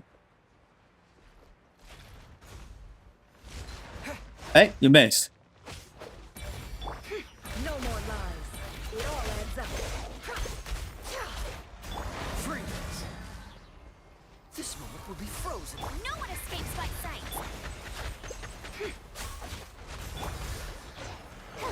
Go, Barbara, go! Dodge this. Oh. No more lies. The mystery unravels. Let's see what you're made of.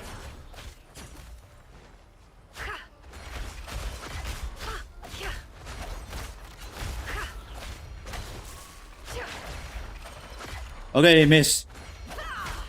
It all adds up. Let the show begin. Cool it. Oh, so sorry. The deception ends here. No more lies. Yeah, it's got a bug.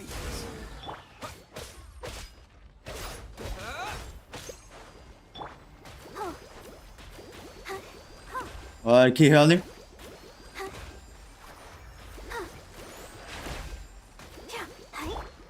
Can't hide the truth. It all adds up. It all falls into place. Wait, oh, he's there. It all falls into place. Cool it. Can't hide the truth. The mystery unravels. This will be frozen. I'll protect us. It all adds up.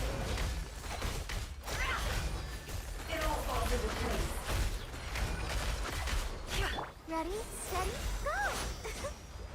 Dodge this. Can't hide the truth. The deception ends here.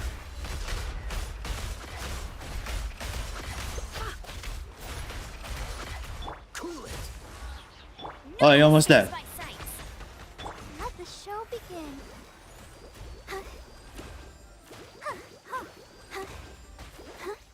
Don't get frostbite.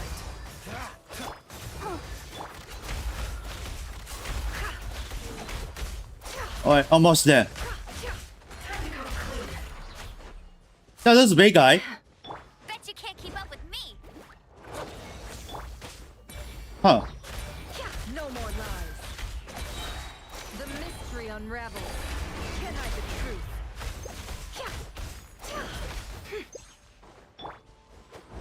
I'll protect us. Dodge this.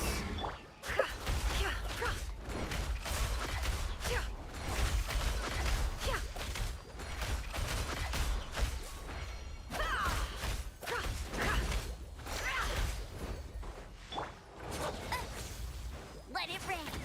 Go, go, fairy bunny. Hi. Oh, no. Oh shit. Let's dance.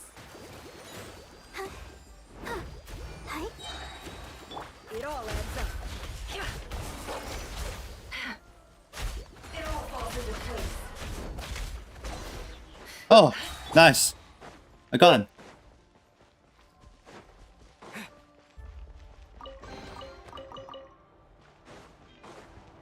Alright, let's see final watch point. Monsters at the Universitas Magistrorum? Why now? Oh no, they're coming. It's no use. The table won't hold out much longer. The weapons. Where are the weapons? Of course. All the lab equipment none of was this is upgraded got after the problem. inspection last week, but the new weapons haven't been allocated yet. I'm done for. Is anyone there? I need help! Ah! Stay back. Uh-oh. Please stay back. Please.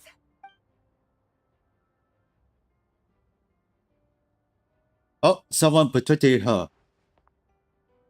Huh?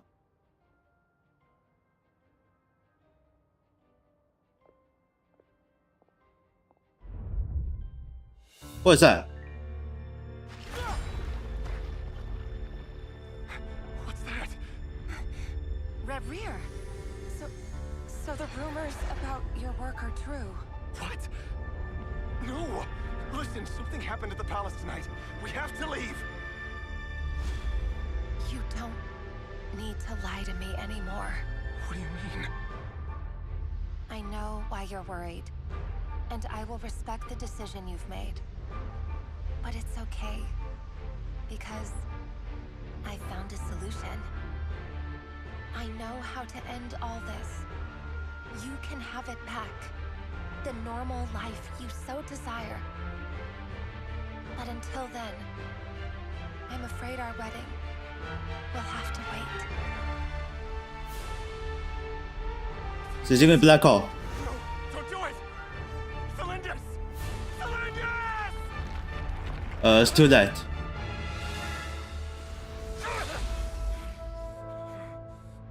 I told you, Rerier. Let her go. You will find someone better. No! No, I won't do it! I have to save her! By what means exactly? A lowly pawn. You lack the power and the strength of will. Do you know a way? Tell me! Come to the palace. Oh, damn.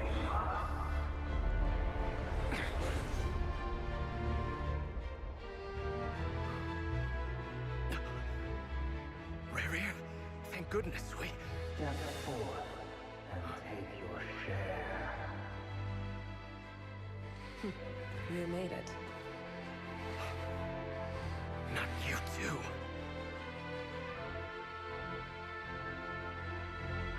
Hatred or grief, despair or desire. We all have our own.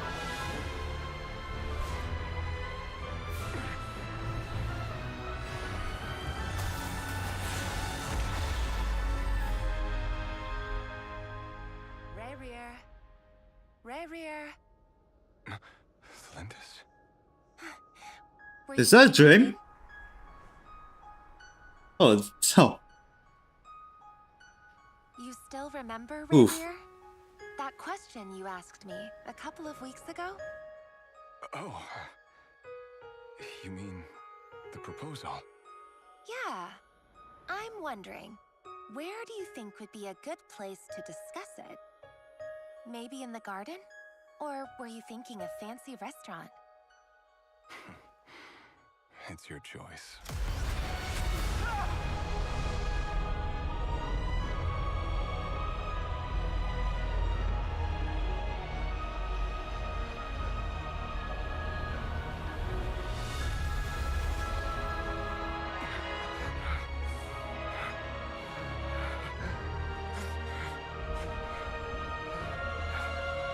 And now that's how we look in this.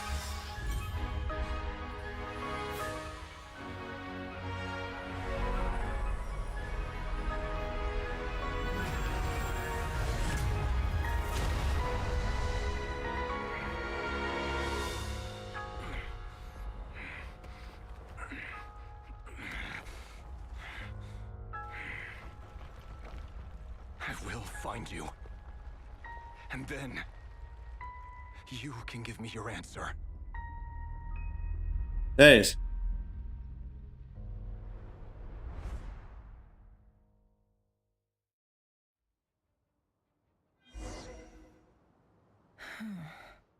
So that's how the Raker of Solnari was born.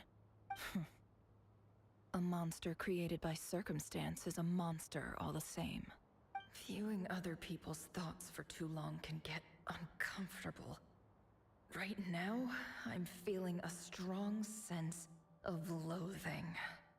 In a nutshell, the story of Conria is what happens when the truth falls by the wayside.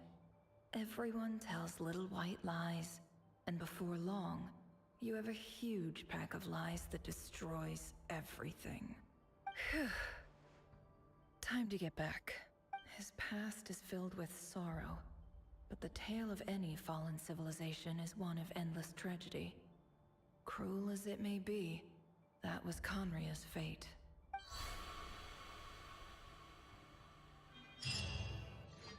Okay, we got Ray's memories. So that's how this happened on the Act 2 before.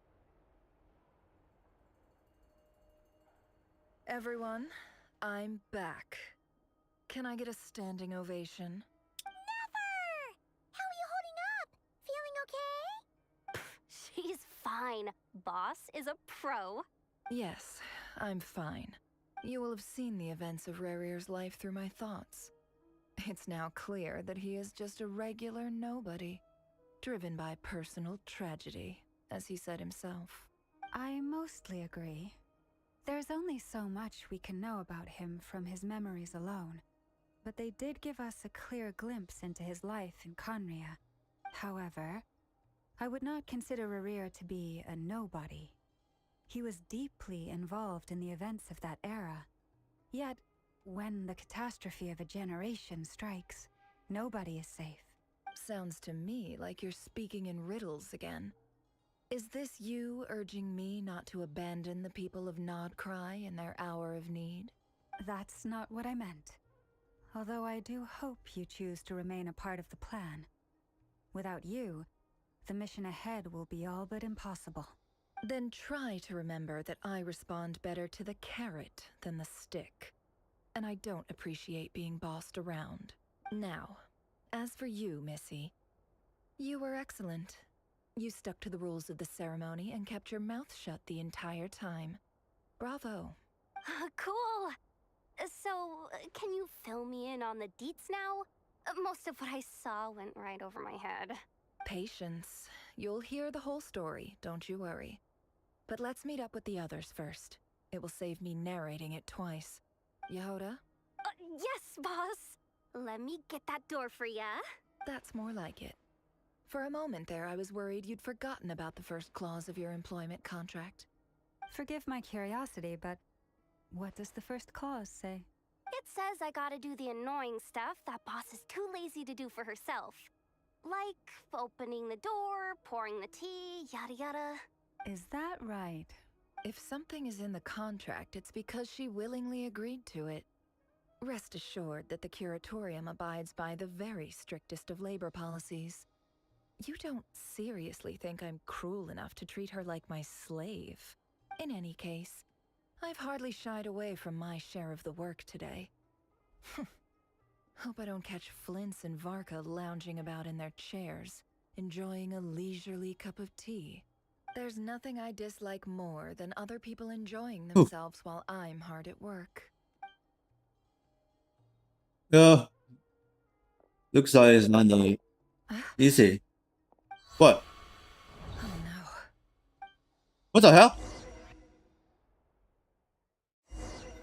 What happened? Never.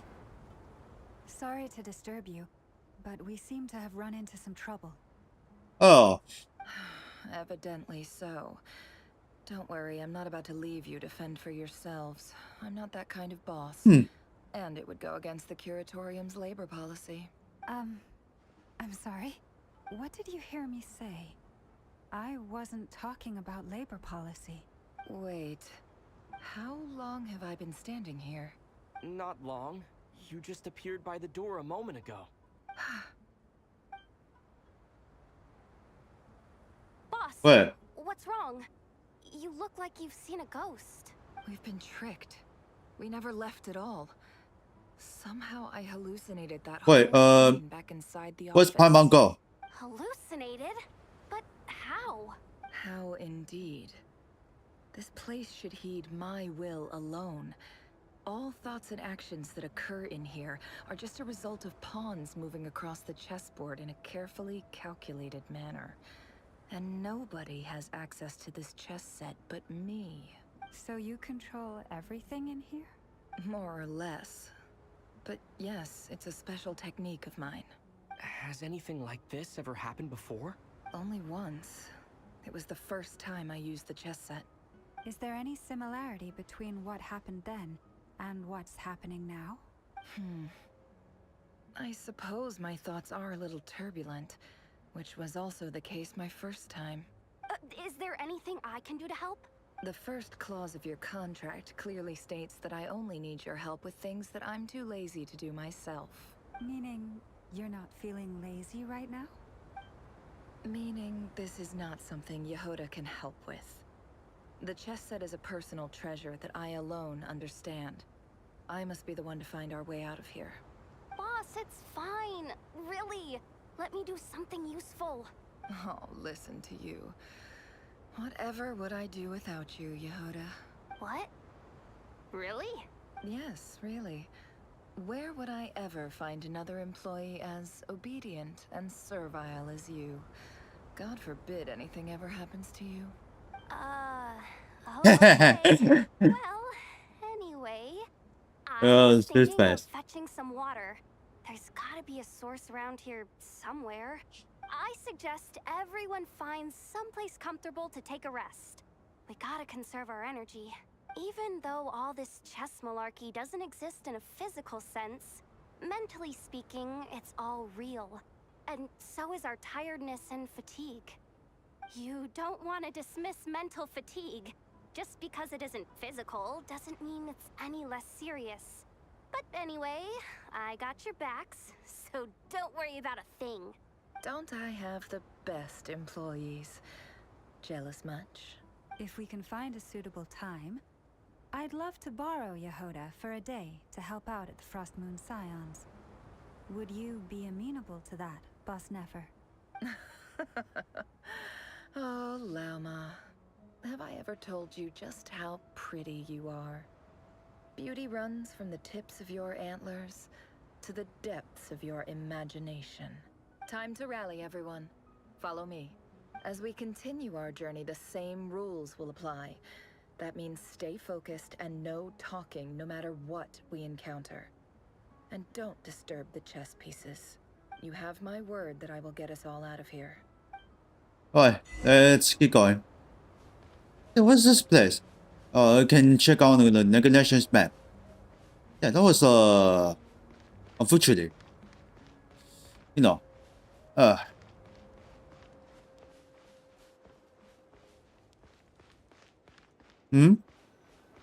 place looks familiar. That's not a good sign. There's someone up ahead. I wasn't expecting visitors at this hour. Wait, is that? Oh, it's him. There you are. What the heck? Sinue's been looking for you all day. Oh yeah? What were you doing just now, Uncle Retinue? Hiding away some more loose change? I know I saw some Mora. What do you mean loose change? Oh, come on, I'm too old for this. Just pretend you saw nothing. Alright, so let's keep going. That was this place. Looks like on Sumo? Don't know. Alright, check it out. Kid, mind telling me what Sinuhe's been up to recently? I'm trying to get in his good books and I need a way in. Get in his good books? Why? What do you want with my dad, Uncle Apepi?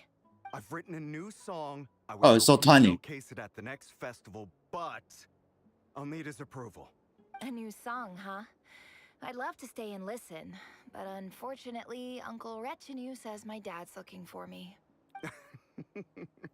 Well, there's plenty of time and I'm not going anywhere. See that pile of stones? I'll be sitting there warming up my vocal cords. Come find me when you're done. Pile of stones. Got it. Alright, keep going. Let's go to the final one. Wait. Okay, look it.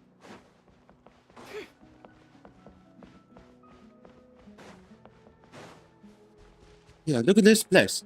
Oh, going up. Hi, Dad. Uncle Retinue said you were looking for me.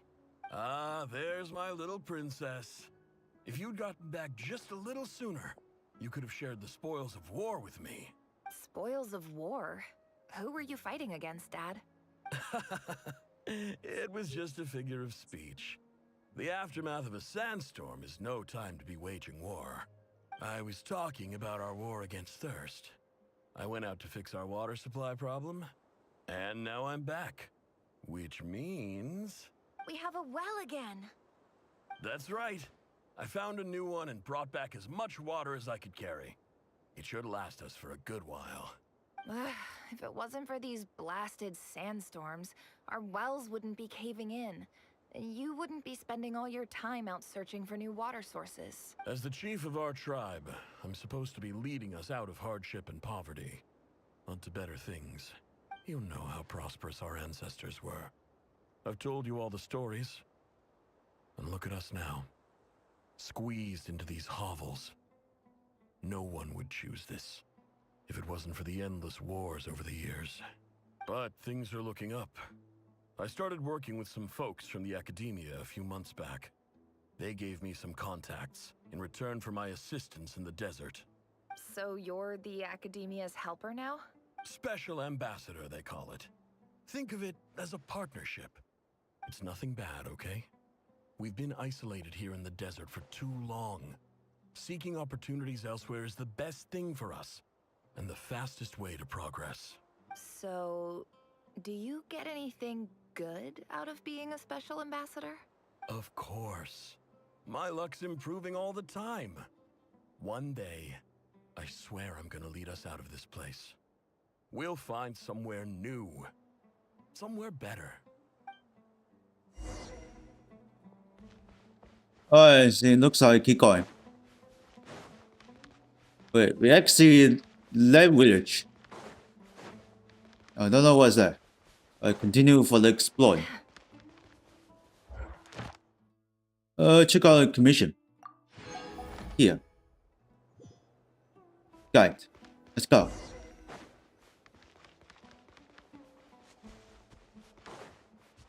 But should we keep going? Oh, stop. That's our well, and you know it. You stole from us. Well, you've gone from chief to thief, and now you have to face the consequences. Did you really think you could take our water without permission and get away with it? You're either brave, stupid, or both. And that special ambassador act? Yeah, nice try. We spoke to the academia. They said it was all news to them. You're a liar and a cheat!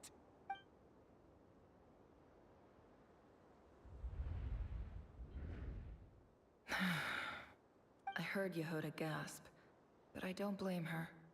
Most people are terrified by the sight of blood. Corpses strewn across the ground. The wounds are clearly from scimitars and daggers. The desert dwellers' weapons of choice.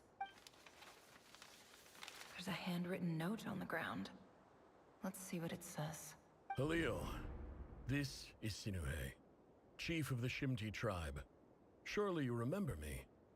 I was the one who helped you and your colleagues avoid the quicksand in the desert. This is my second time writing to you. I assume my last letter must have gotten lost in the mail, as I didn't receive a reply. I hope this one makes it to you safely. I'm writing to you because I need some help. That sandstorm the other day completely blocked up our well, forcing me to look for another water source in Iab and Unut territory. It was a matter of survival. Praise the gods. The well of the Iab tribe was intact. It was my last resort. I drew what water I could and left, but not without being spotted.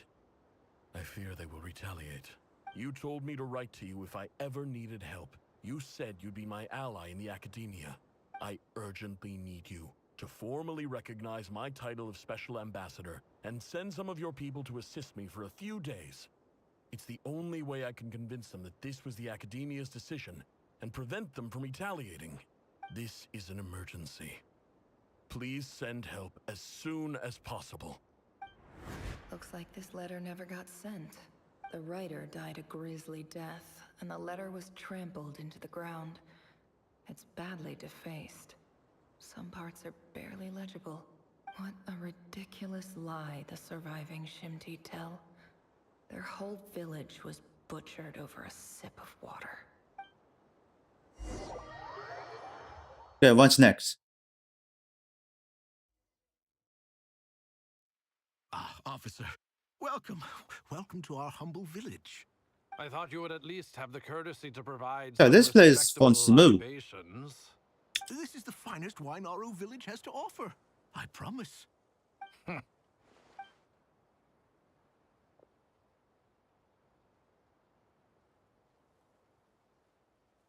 The Academia has agreed to reserve a single space for a candidate from your village.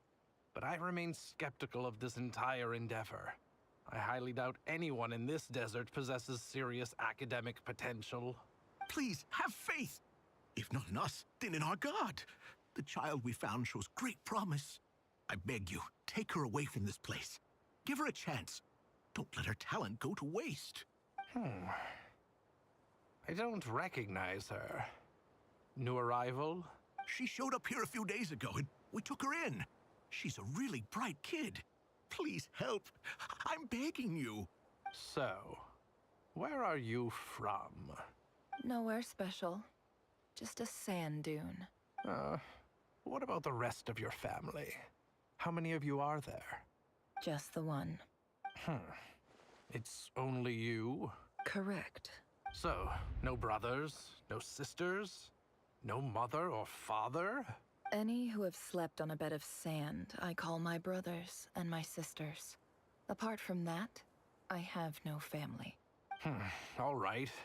Get over here. Sign your name on the form.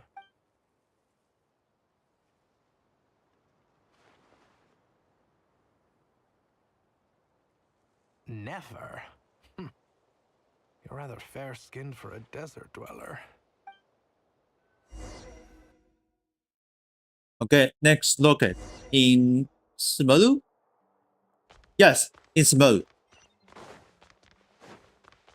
It's on where's Nahida?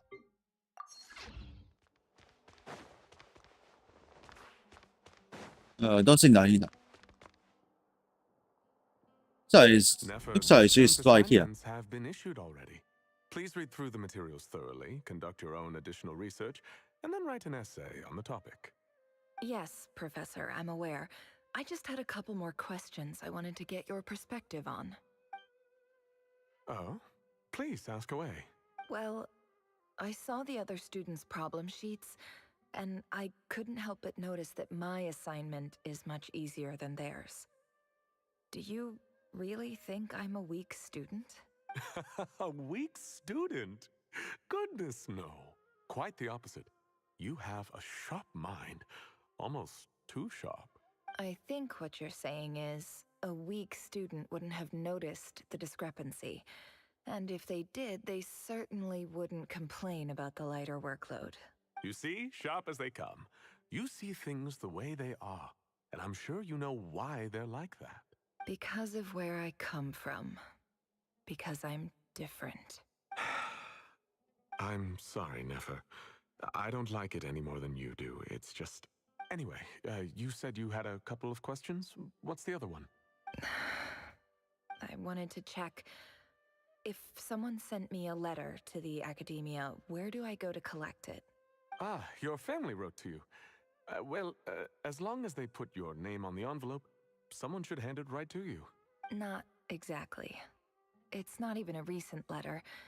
I was just curious where the mail would end up if no one collects it. The House of Dana, I expect. I know there's a box for unclaimed mail somewhere in there, probably sitting on a shelf. Whatever you're looking for, that'd be the place to start. Okay, got it. Thank you, Professor. Oh, don't mention it. Honestly, I feel like I failed you. I'm supposed to be your teacher, but I haven't taught you anything. Hey, don't say that. You're a great teacher, and you do your best for all your students. But the rules are the rules.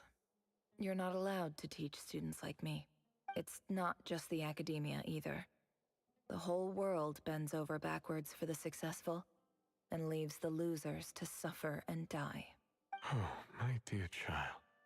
Don't tell me you've given up on life already. I haven't. I just think that if you want to make it in this world, you have to find a way to become successful.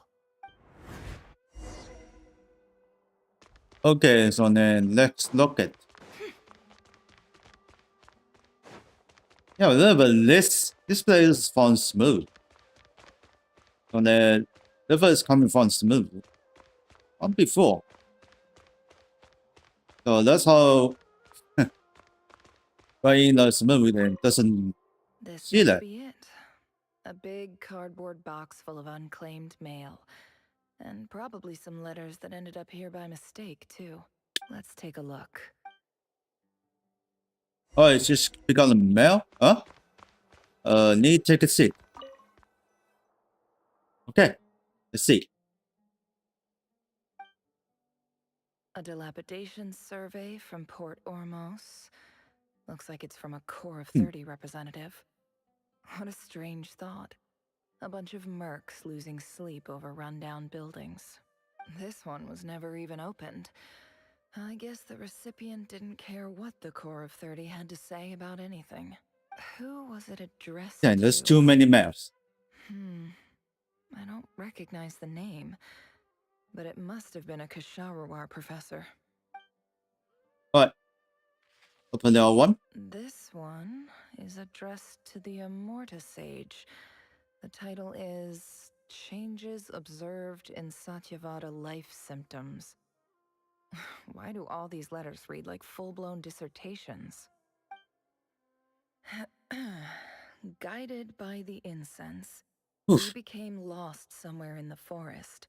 All the barriers between levels of consciousness disappeared as our minds soared around in circles, looking for a branch to seek refuge on. In clinical terms, these symptoms fit the description of incense poisoning. The Immorta Darshan strictly prohibits the use of hallucinogenic substances, but I believe there are still people getting away with it. For example, my neighbor who always breaks out into song and dance after using incense This seems like something the academia would want to know about. Why wasn't it collected? Wait, what's this written on the back? It's so small. The note says, "The Yeah, this sender mail is pretty offered long. this letter while under the influence of Also, mushrooms. I would send it back, but no return address was provided. Stamped by the Grand Conservator of the House of Dana. oh, I did another one. Oh, this fun, I This think. one is addressed to Grand Sage Azar. A few words of protest Oh, that's final. regarding Damn it. recent changes in Sumeru's educational policy. In recent years, the academia has taken on a small number of students from the desert region, as per the policy to this effect. However, it appears to me that these students have not, in fact, been provided with educational opportunities that are, in any meaningful sense, equal to those enjoyed by their peers, as well as receiving dumbed-down assignments and perfunctory tutoring. They do not even have full access to the Akasha system. Education is the fundamental Akasha purpose of this system. institution, which should Well. go without saying in a nation whose founding virtues are knowledge and wisdom. I ask you, is the lip service we pay to the policy of education for desert students truly the standard of pedagogy to which the academia aspires? As Grand Sage, policy decisions are your prerogative, but do not forget your roots. You and I were once students too, as was everyone else in this institution. I do hope you will give some serious attention to this matter. I encourage you to discuss issues like this with And this is myself very and long. others, and listen to some alternative opinions. Great letter. Shame it didn't get to where it needed to go. And the Something's sender left. is... Huh? Sage Cyrus of Spontamod. I didn't realize anyone else even knew how bad students like me have it in this place. So this is where letters from the Sage of Spontamod end up? Nice one, Grand Sage. Really enlightened leadership. Whatever. This isn't what I came here for. Moving on. I'm not exactly holding out hope that a letter sent from the desert would even make it here. But if it did, where else would it end up if not in this box? I can't believe how much discarded mail there is. Must have been years since someone last went through it all. And this is just one box. The whole House of Dana is boxes on shelves. I don't believe for 1 second that any human being has sat down and read through all the documents in this place. Who has that much free time on their hands? Alright, going to final. Wait, could this be it? Eh? Greetings, Halil. Oh, there. My name is Sinuhe, chief of the Shimti tribe. I was the one who came to you and your colleague's aid when you ran into trouble in the Great Red Sand. I don't know how well you remember it now, but I brought you to safety and gave you some water and other supplies. You seemed very pleased and told me your name. In my tribe, learning a person's true name is serious business, and I therefore see you all as friends. You were kind enough to leave your contact details, so we could stay in touch. The Shimti tribe lives a harsh, nomadic existence in the desert. You were sympathetic towards my plight, promising to make me a special ambassador of the academia and help us find a way to make a better living. This brings me to my reason for writing. Our tribe has fallen on particularly hard times, and I would like to ask for your assistance. There was a terrible sandstorm a few days ago, which blocked up the well in our land. To ensure my people's survival, I had no choice but to venture into Eob and Unut territory in search of an alternate water source. The Eob and Unut are descended from the Thamudians. Yep. While we Unut. trace our ancestry to Tulatula, We worship the Lord of Flowers and have had relatively good relations with our fellow tribes up until now. I found a well belonging to the Eob tribe. They declined to help us, but I really had no other option. So I took some water to keep me and my tribe alive. My actions are certain to incur their wrath. When we met, you assured me that you would be my ally in the academia. I would like to take you up on that offer, because I really need your help. I wonder if you could send an academia representative to meet with me. That aside, the last time you were here, you mentioned that the academia had started accepting students from the desert. And I told you a little about my daughter, Nefer. We have next to no resources here in the desert, and my power and influence are limited. Would you consider enrolling my daughter at the academia? She is a smart girl. I know she won't disappoint you. From the outset, the academia never took you seriously. Those things they promised were just empty words. I doubt they even remember the name Sinuhe. And you were so emphatic that your luck had finally changed for the better. You swore you'd lead us to a better place one day.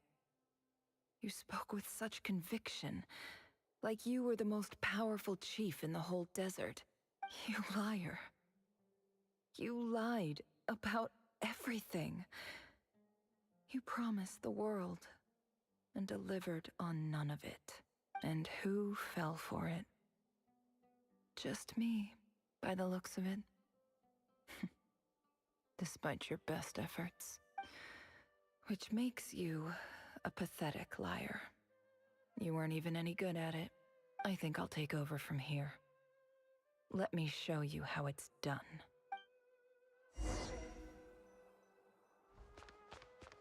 Okay, let's continue going. Oh, never mind. Let's send it back. Going outside to smoke.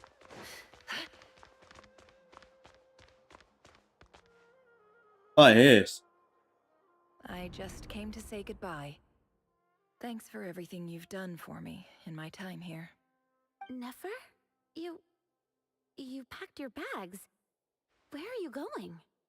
I'm quitting. Something's come up in my hometown. Gonna head back and deal with it. Huh? But this was a hard-won opportunity for you. You know that better than I do. It was. But it doesn't matter. I have more important things to deal with and they can't wait. Oh, and I didn't want to overfill my bags, so I left some incense on your desk. What's wrong? I thought you liked incense. Although, I did read somewhere in the House of Dana that it has hallucinogenic effects. Don't use it all at once, alright? Isn't this the stuff you brought from your hometown? You're just letting me have it? But you said it's a rare and valuable commodity. Yeah, about that. I lied. It's not rare at all. There's this bunch of ruins near my hometown that are practically overgrown with this plant. It's not worth much. Keep it, it's fine. But Nefer... Alright, that's all from me. You take care.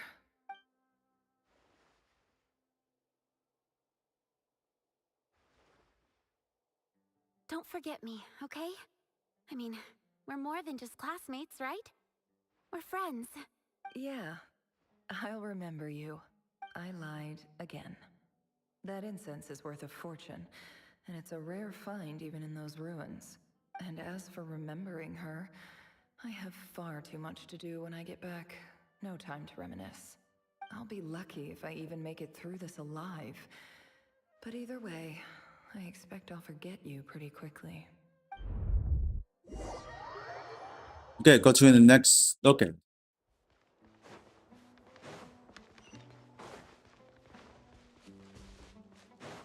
So what's that place? Alright, let's rush. Yeah?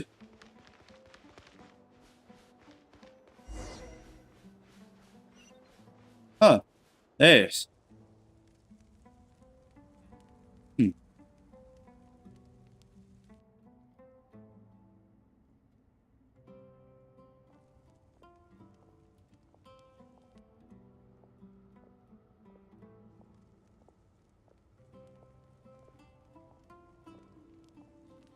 It's a pleasure to meet you, Mr. Arif. So, what does the Academia want? Since they've sent their special ambassador, I assume there's a big business deal to be made. If not, I'd be very disappointed. Please, sir, lower your blade. You're lucky I'm the one they sent. Not all special ambassadors share my admiration for the Eab people. The ever-shifting balance of power in the desert reduced the once great civilizations of this region to rubble and sand. But the story of the Eab has a very different trajectory. Others grew weak, but you grew strong, beginning in obscurity and moving to prosperity. You're the only ones who defied the trend. Huh. So, you do know who you're dealing with? This well is the perfect symbol of your strength, is it not? It used to belong to the Unut, but it looks like you have control over it now. You're not wrong. But I'm sure you didn't come all this way just to flatter us. Of course not. I came to bring you some very good news. Some information that recently came to light, which might just be your ticket to freedom. Records uncovered by the Vahumana Darshan show that a certain well currently under Eab control is built on top of some ancient ruins. These ruins are of great archaeological interest to the Academia. I checked the map carefully on my way over here, and I'm confident that this is the well in question. The Academia is offering 50 million mora in return for excavation rights. 50 million? No, wait. If these ruins are as important as you say, 50 million's a little low, don't you think? Don't get greedy, Eab. We know far more than you think. We know that you seized this well by force. Wasn't that the first step in your rise to power? To drive away the Unut and steal their water supply? So what if it was? Looks like prepare to fight. Don't worry. As unscrupulous as it was, it's something we're willing to overlook. The Academia is only interested in dealing with the de facto power holders in the region. I hope I am making myself clear. And I hope your words are the truth. If I find out the Academia is trying to play me, I'll hunt down every one of your people and make you watch as I cut their heads off one by one. I assure you, Chief, that would not be in your long-term interests. You don't want to make an enemy of the Academia. You see how I'm dressed, don't you? I appreciate that you've never been to the rainforest, but surely even you recognize an ambassador's attire when you see it. And what does a barbarian like you have to lose anyway? You really think the Sumeru Academia would bother to come all this way just to lie to you? We have more important things to worry about. All right, I take your point. The Academia is the highest authority in the land. I'm sure you're trustworthy people. In that case, we have a deal. We will sell you the excavation rights. I'd like to thank you, Ambassador. This is good news indeed. Excellent news. In fact, it calls for a celebration. Would you do us the honor of staying a while and enjoying some Eab hospitality? Gladly. I am partial to wine myself, and I trust you are as well. So let's indulge in a few drinks together, in celebration of this momentous occasion.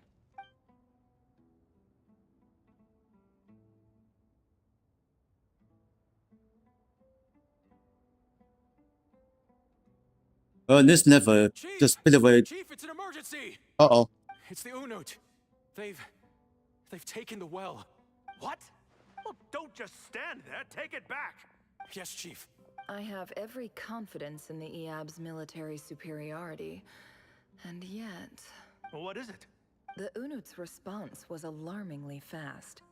The day after we reach a deal, they seize the well. This can't be a coincidence. Perhaps there is a traitor in your midst. I don't think so. I am obliged to remind you, Chief, that the Academia will only deal with the de facto power holders. If you cannot regain control over the well, I'm afraid you won't see a single mora of that 50 million. No! Please, Ambassador, just give me some time. I swear the Unut will not get away with this. That well is ours. And so is the Mora. Glad to hear it. I will wait here for an update. If there is a traitor, I will find them. In the meantime, make yourself at home. I'll report back as soon as I have an update. Much obliged. Wow. All it took was a few words and I've got him wrapped around my finger. What an amazing feeling. So, in summary, Ambassador, the Academia would rather negotiate with our tribe instead of the EAB, yes? The EAB are ruthless murderers who don't listen to reason. And now they have the gall to interfere in our research projects in the desert region. So let me ask you, Chief. If you were the Academia, what would you do? Kill them all, of course. Precisely. The Academia does not Yeah, it's a simple tolerate those who stand in answer. our way. The EAB have held back our academic pursuits for too long, and our patience is wearing thin. At the same time, there is simply no way that the Academia can be seen to be intervening in desert affairs. I'm sure you understand where I'm coming from. We have our own rules out here. If the rainforest dwellers raised arms against a desert tribe, it'd start a bloody war. Right. We can't confront them ourselves, but we can support their enemies. The Unut have always had strained relations with the EAB, which makes you our natural allies. Natural allies. Weren't the EAB your allies once?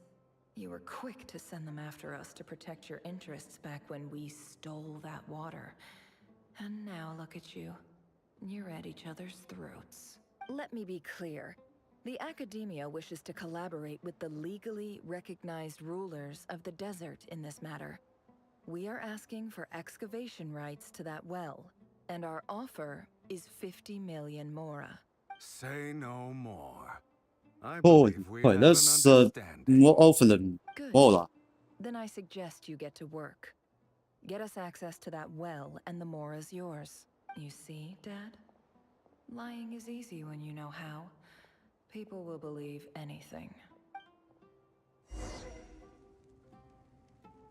Okay, so then what? Continue going? Okay. Continue exploring.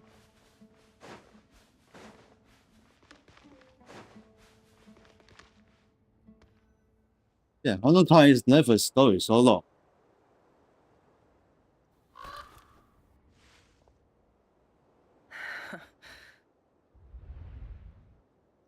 Huh? What the hell?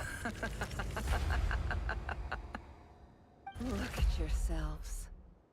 You Uh-oh. may be vile, savage monsters, but your butchered bodies bleed like any others. You're no different. You're nothing special at all. The monsters who destroyed my home, they're just ordinary, petty human beings. What a joke. I think we're even now. Maybe I've even done the desert a favor. It's a better place without all these people around.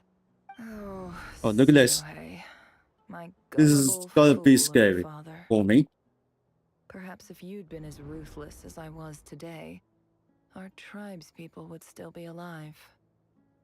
In this dog-eat-dog world, a chief needs to be tough to survive. But you couldn't do what had to be done. So I did it for you. Nefer, it's okay. All of this is in the past now. I believe I remember you promising to remain silent. Yeah, but even so... Yehoda, is there anything you can do to ease the tension? Okay. Alright, sharp turn onto a completely different topic. So, anyway, that's enough of that. When are we getting out of this place? Feels like we've been walking forever. I'm getting pretty tired. Oh, Alma, you tired? Yes. If we can find somewhere to sit down, I could certainly do with a rest. It's not far now. There should be a temple just up ahead.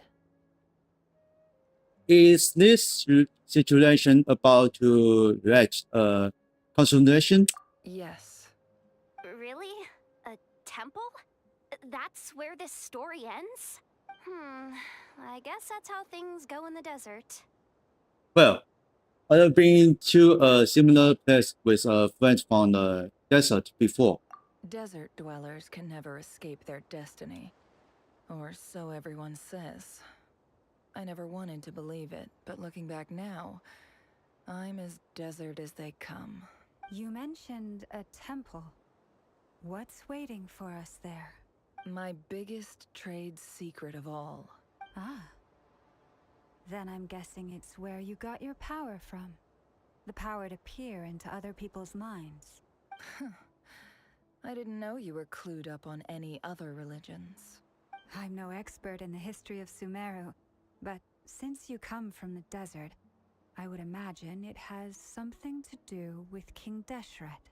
There are major figures in the desert belief system too. Sounds impressive. Especially with Mountways. Oh, I know who you mean. General Mahamatra Sino. The spirit of Hermanubis dwells within him. That's Boss Neff for ya. She knows Oh, everything. she knew him. Sino's hardly a figure of obscurity, but I know about Sethos too. What about him? Is he a big deal or something? Well, he's not a small deal, let's put it that way. You sure know your stuff. Please, this is the bare bone basics. Save the flattery. Thanks for your patience, everyone. She's new Sino. I'm sure it's But been a lot. all time no meet. With any luck, that's our exit just up ahead. Or if that's never said right. Wait, what the? I thought this ignition is here. Never say X is just up ahead.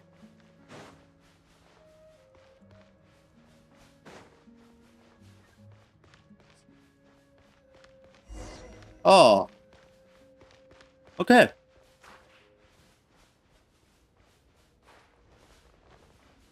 Okay, I want to try to closely downstairs.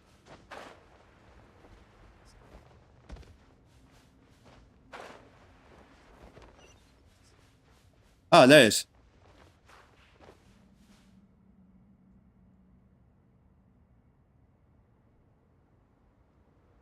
Uh-oh.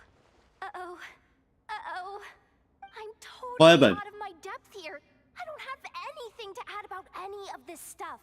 Like, look at that statue, for instance. I want to do the whole name-dropping, this girl knows her stuff thing too, but I've never seen anything like it before. A statue with the head of a bird. Looks like something is of the king. Dashgard. Malicious. That's Thoth, the Ibis King. One of the 7 pillars of King Deshret. The legends say that he, the Crocodile King, and the Goat King were the 3 retainers of King Deshret. Let's take a look. Okay, let's see. Never respond him. Dashgard.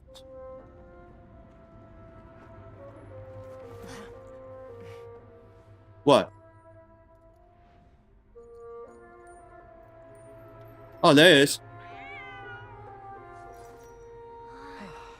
It's just Ashru. So, all is well?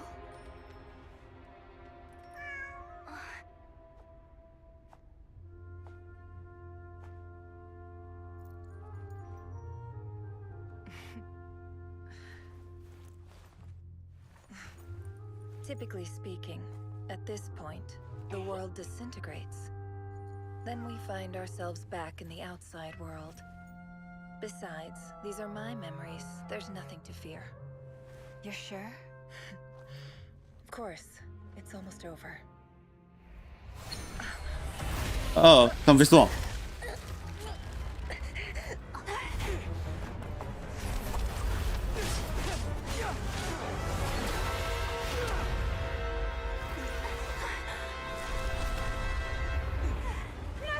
Hold on!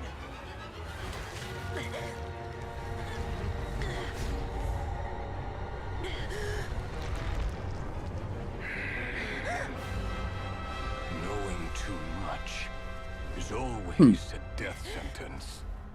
Speak for yourself.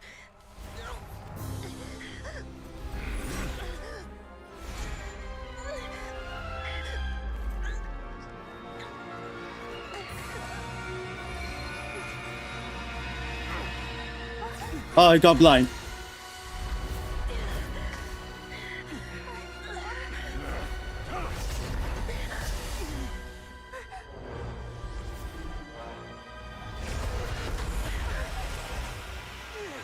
Oh, who's that? How repulsive. It stands left.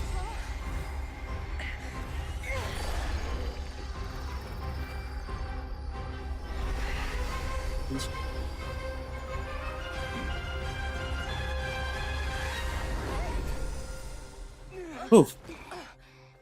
Finally, we live.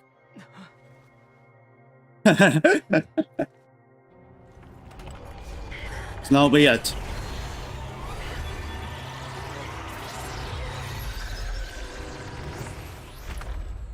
Oh. Too close. It's too close.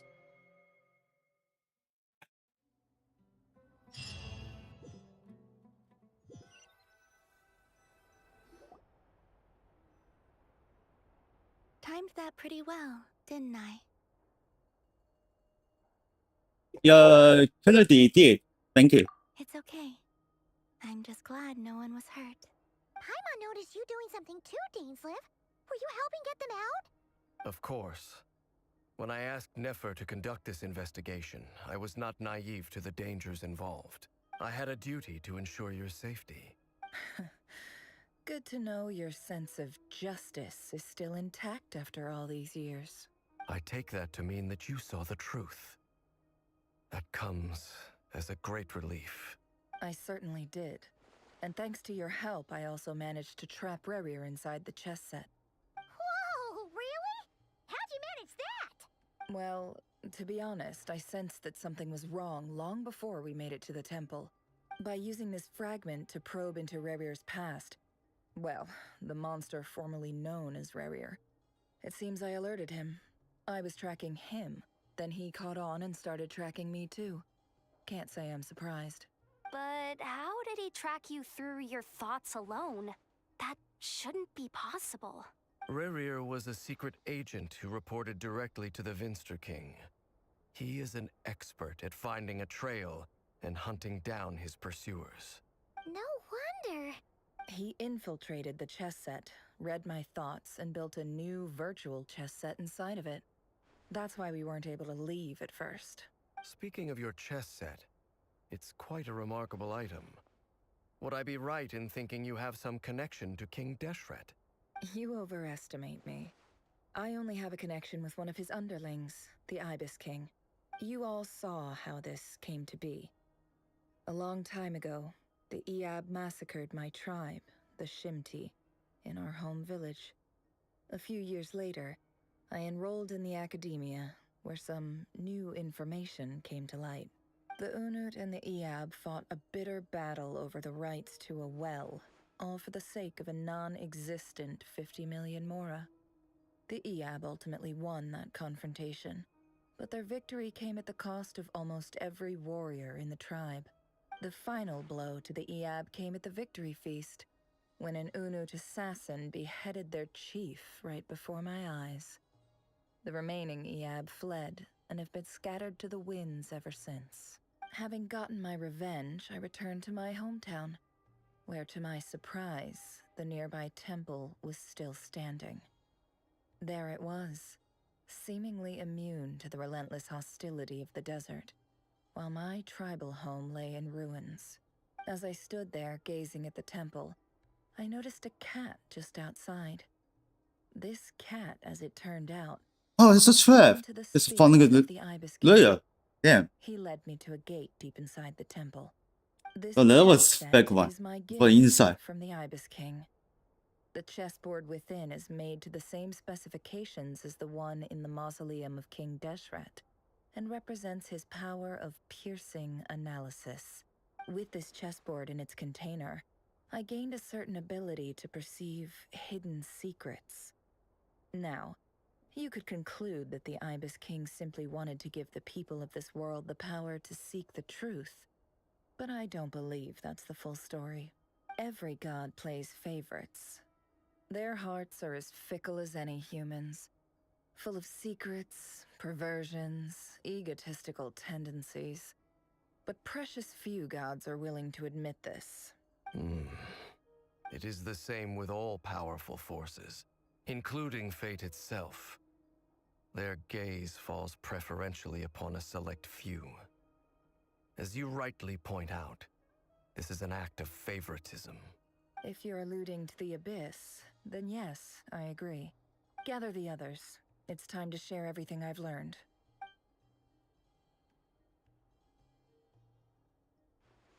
Looks like never locked Thank you all for Royal, being I here. think. As promised, I did some further investigating guess into the it's Raker still of here. Solnari's background. I am pleased to report Oof. that the investigation has been most fruitful indeed. The Raker of Solnari, real name Rerir, was once a Conrian subject who served the Vinster King. I will now share the important details of his story. Please save any questions or comments for the end.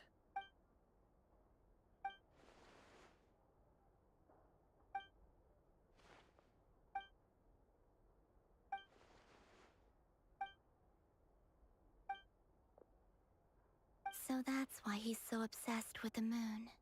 A tragic tale, to be sure. But it does not excuse his many transgressions. No matter how much Rerir suffered in the past, the fact remains that he is what we know today as the Wild Hunt, wreaking havoc upon innocent lives in Notcry. He becomes more dangerous with each passing day. If left unchecked, it is simply a matter of time before all of Tevat suffers the consequences. This is a threat that the Knights of Favonius cannot ignore.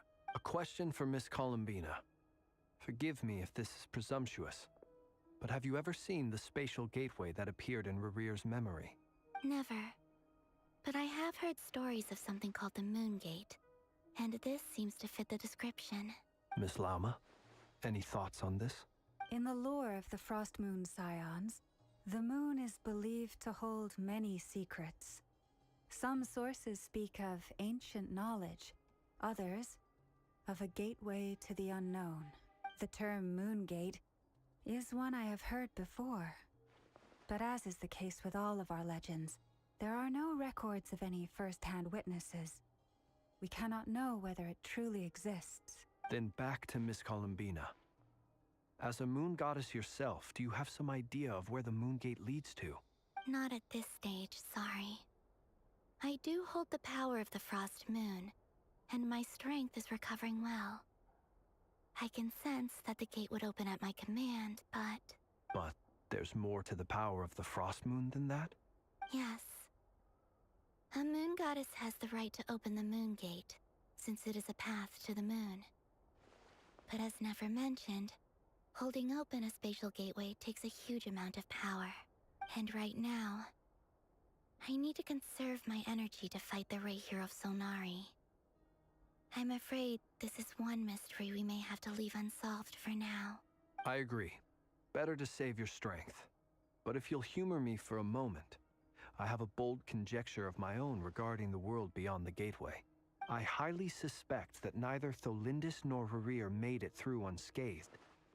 The evidence pointing to this is the fact that the Raker of Solnari exists in the form of countless fragments. With the abyssal power he wields, no ordinary foe can touch him, let alone tear him to shreds. And yet, the wild hunt proliferates wherever his scattered fragments lie, drawing hordes of monsters to many different locations across the land. So your theory is that Rerir was physically torn to shreds by some powerful force? Hence, why the Wild Hunt is a distributed phenomenon, rather than a unified one? Makes sense to me. Explains why the Wild Hunt is so pervasive, and why he's been trying to piece himself back together. He was whole to begin with, and he wants to be whole again.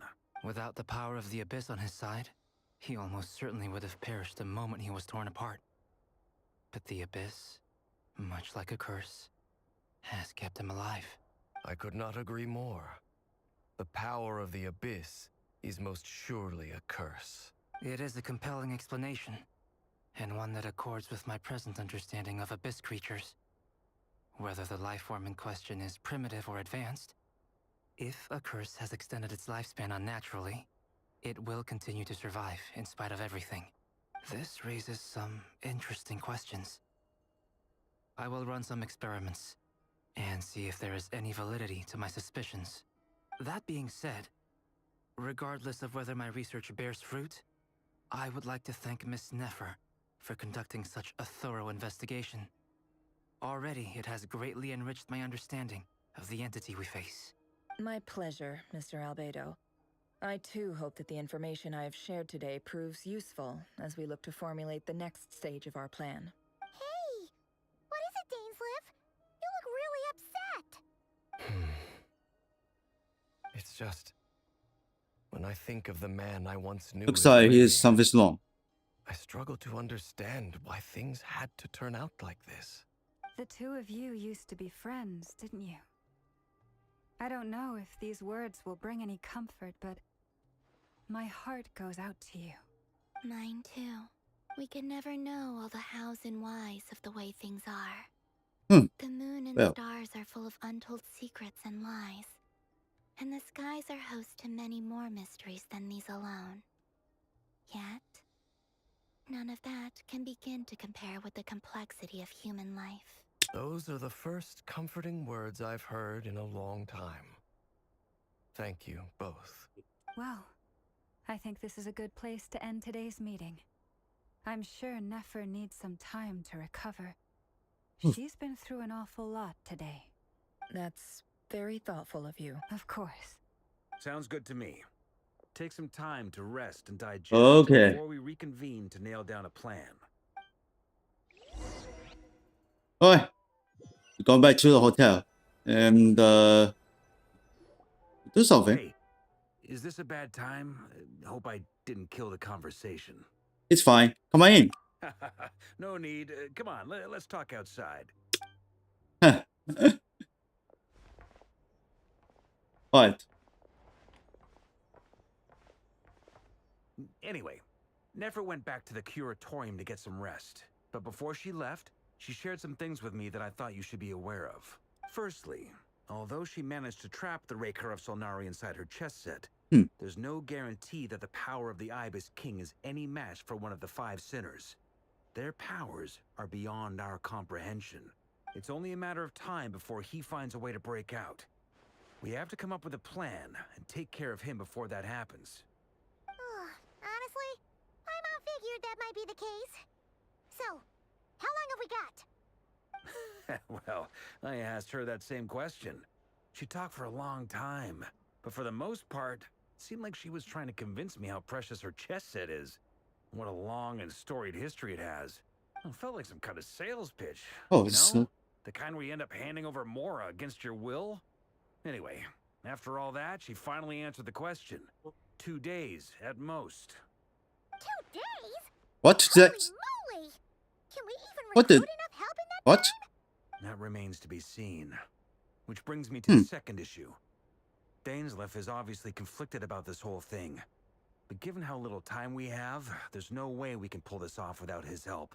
You have some history with him, right? Do you think maybe you could talk to him for us? I see what I can do. Great. I appreciate it. All right, on to item 3. So, Albedo, Durin, and I put our heads together and came up with a plan. Can't promise it's gonna work yet, but at least it's a start. We figured we'd bounce the idea off you first. We'll explore it further once everyone's recovered. Oh, this. X go away. Oh, Paimon's dying to hear this. All right, so here's what we're thinking. What is that? We felt a little uneasy about roping you into this. I mean, firstly, you're not locals, and secondly, none of us are your boss. You're well within your rights to refuse if you so choose. Roping us in? Why would you even say that? We know the stakes here. It's all of us against the Rayher of Solnari, or none of us stand a chance. I choose my words very intentionally, I'll have you know. I like to think there's an art to striking a down-to-earth tone even when the stakes are through the roof. Sir Varka, I have a few thoughts about this plan. I'm all ears. I think we can be more flexible. Okay, let him how the talk. roles are allocated. In my view, the most sensible lineup would be like this.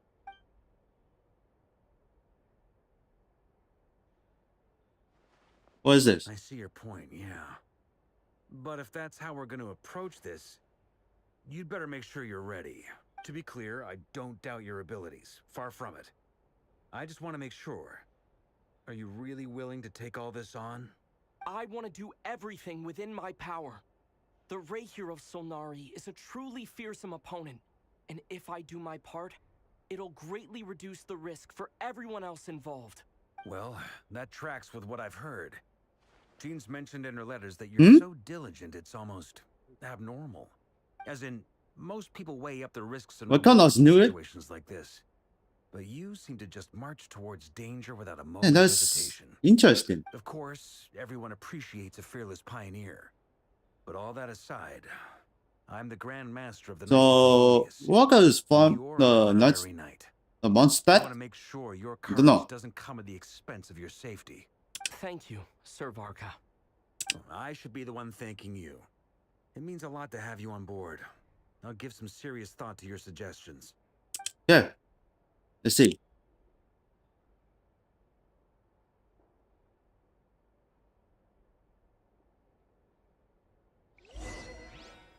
Okay, now it's complete. So check on the HM. Oh, you guys found the Nefer.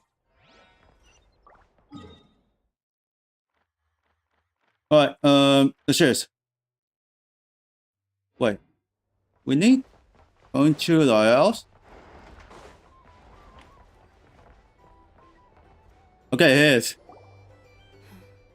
This is a thorough plan, but I do have one last question before we take action. How can we be sure that our enemy won't leave the designated area? Great question. Hmm. Albedo's been hard at work analyzing Rayher and the Wild Hunt's behavioral patterns. His conclusions are as follows. Firstly, from the earliest known confrontation until now, Rayher has never displayed any ability to manipulate the dimension of space. So it's unlikely he has any power in that domain. Secondly, he seems to have a particularly strong vendetta against our group. If we put him in a fight-or-flight situation, he'll choose to fight every time. Thirdly, finally, and most importantly, he is consumed by hatred, both for the moon and for his enemies. Let's try to defeat Turns out, Rayher. we check both of those boxes. We have a reincarnated moon in our ranks, and a spy who accessed his private memories without permission. He'll be baying for blood, not looking to escape. As someone who's had their fair share of interactions with the Wild Hunt, those all seem like valid observations to me. Understood. Wait, this is Then slow I will down. defer to the verdict of the group. Well, everyone, that's the plan in full detail. Albedo and Durin are carrying out their part as we speak. Plan approved. Scheduling. Okay, any firepower you need, I got you covered. Let's light this baby up. The Frostmoon Scions are behind you as well. And the rest of you? Yeah, No objections? we're ready. All right.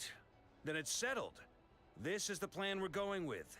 Next up, an old tradition of mine. Anyone who wants to back out, now's your chance.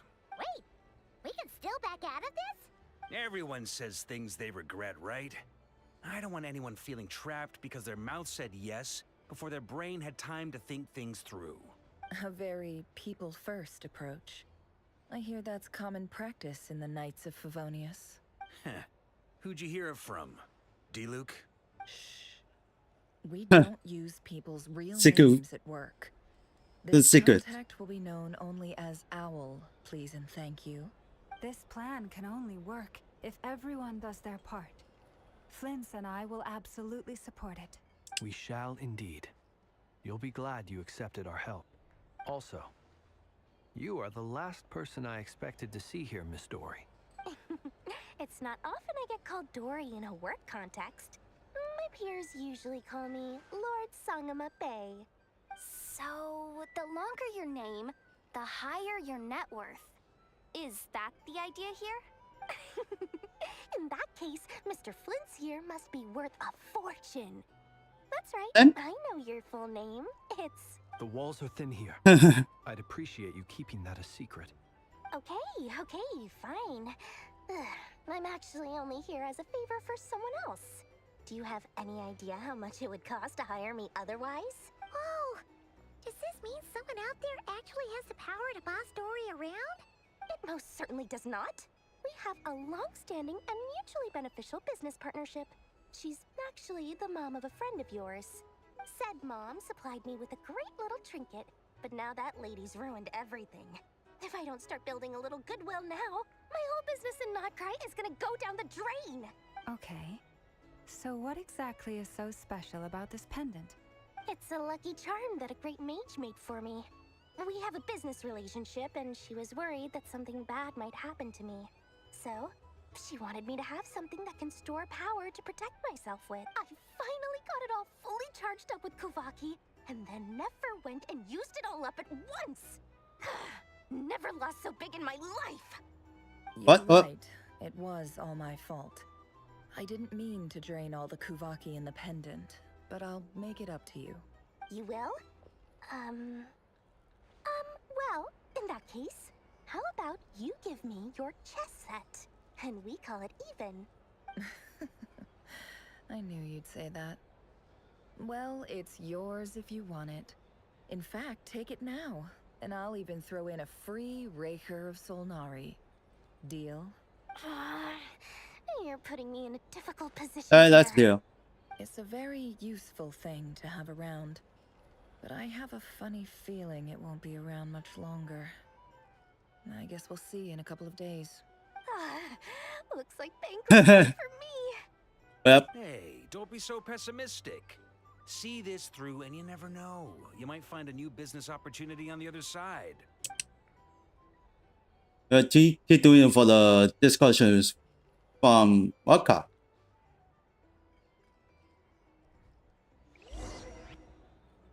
Alright, it's still continue. It's not finished yet. Okay, looks like we're finished. Come back to the story. Dory, how are things going? Feeling ready? Oh, I was born ready. We only have 2 days. You think Lord Sangama Bay would let an opportunity like this slip by? Don't forget, when something's in high demand, the people with the goods on hand get to charge the highest price of all. Even higher than the sellers taking advance orders. Ta-da! See? It's right here. What's that? Oh, It's so pretty. Did you make it? I had no idea you were so skilled with your hand. No, I have a supplier. We go way back, so he made me a very attractive offer. Aha! No wonder you were talking about lucky charms at the meeting. You've been getting Kave to make them for you. That's not the full story. It actually started a while back as a project between me and the Dendro Archon. Mage Alice once warned me that this world won't stay safe forever. There may come a day when everyone faces a great crisis. I passed this on to the Dendro Archon, and she secretly brought together a research team made up of Sumeru's top scholars to invent a technology that could keep people safe. I won't go into the details because it's all very complicated, but if you want to know more, you can ask the Dendro Archon about it sometime.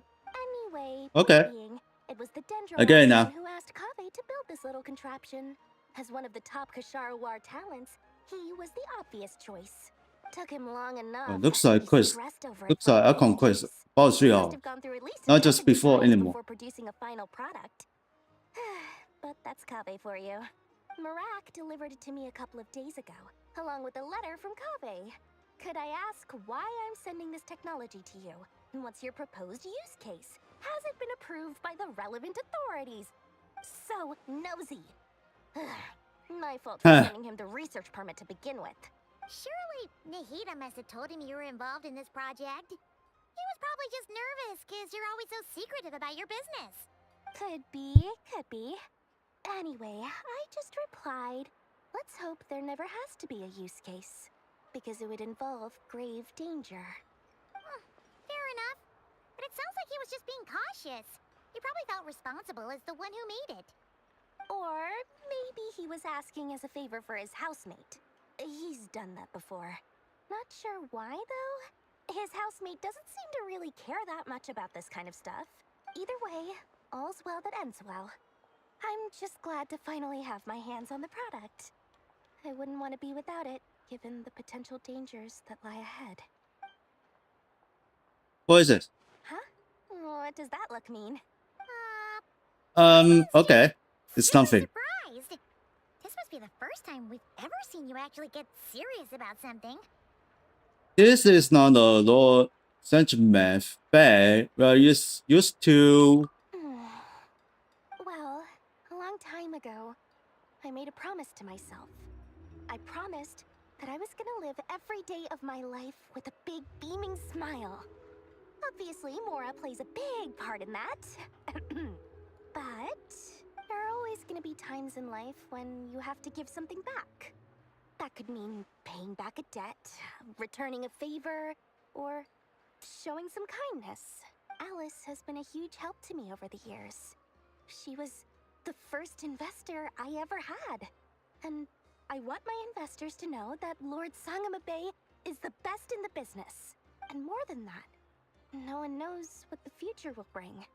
Whatever happens, I want to make sure the Dendro Archon and all of Sumeru is prepared to face whatever comes. So, back to the planet. Oh, that? I was just making sure Nefer and I are square. Don't be thinking it was some sort of benevolent act. I'm no saint, so don't treat me like something I'm not. My priority is doing the business that I want to do. So long as my conscience lets me, but it usually does. That's the Lord Sangamabe business model. Alright, if you say so. I do say so, and that's the whole point. I'm a businesswoman. Don't go trying to figure out what kind of person I am. You'll exhaust yourself. Much easier for everyone involved if you just take my word for it.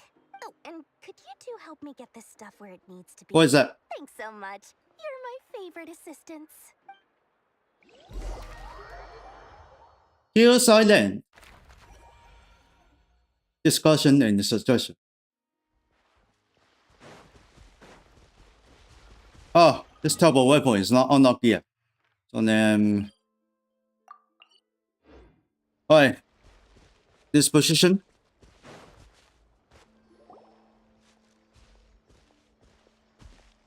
But that's the next set. Possibly. Traveler, Paimon, it's good to see you. Everything going smoothly over here? Sort of. As you're probably aware, Varka, Diren, and I captured some abyssal creatures from the Wild Hunt. Per the plan, we dissected and analyzed some samples of these creatures. The process went very smoothly. The findings, however, come with some troubling implications. What? You can actually dissect the Wild Hunt? That depends on your definition of Wild Hunt and dissection. Harmless, lifeless. These words are accurate descriptions. The Wild Hunt is an interesting phenomenon. In and of itself, it doesn't seem to possess anything akin to a human personality. But taken as a collective, the medium through which the Wild Hunt is summoned does appear to have a soul. Master griped a lot about the wise Horoptetyr, and seemed somewhat fascinated with the foul Certology. But she barely mentioned Rerir at all. I don't think that was because of his lower social standing, though. Anyway, it's a pity. I should like to hear her thoughts on the nature of the lifeform he has become today. It's a strange mix. The furious energy of an abyssal being channeled through a fractured physical existence. A consequence of being torn apart by an unknown power. Perhaps the only explanation for his survival in this state is that he sacrificed a degree of individuality in exchange for a continued existence. Oh, sorry. Once I get talking about interesting research, I have a tendency to go on indefinitely. Back to our research findings. Essentially, they confirm my hypothesis. Rerir's corpse is completely contaminated by the Abyss, and the effects are irreversible. You could think of this as Rerir in mutated form. But in my view, even that would be inaccurate. In reality, his whole being has been consumed by the Abyss. In other words, he is now nothing more than a manifestation of abyssal power. Unfortunately, at present, we have no means of completely What eradicating quickly, the abyssal unfortunately. power. Hence, we cannot fundamentally destroy the ray here of Solnari either. Oh, that's terrible news. So, that's it? We can't defeat him? Not even if we get the power of the three moons? Miss Columbina's Sweet situation modes. is a difficult one. Oh. She can never achieve wholeness when the world does not accept her presence. It's as if her creator banished her to a place she can never be accepted. It means she spends most of her energy just on her own survival. Given the circumstances, it's only natural to despair. But we must see this plan through to the end. Time to kick off the backup plan. Oh, Paimon almost forgot. This is for you. Dory asked us to bring it. Ah, how wonderful. Well, thank you for making the trip. Durin and I will be heading off shortly. I'm sorry I won't be there to protect you in person this time. Please be careful. We will. All right then. Stay safe. There's only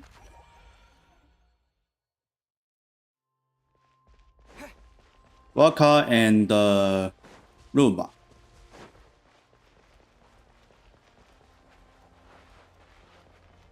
Alright, check it out.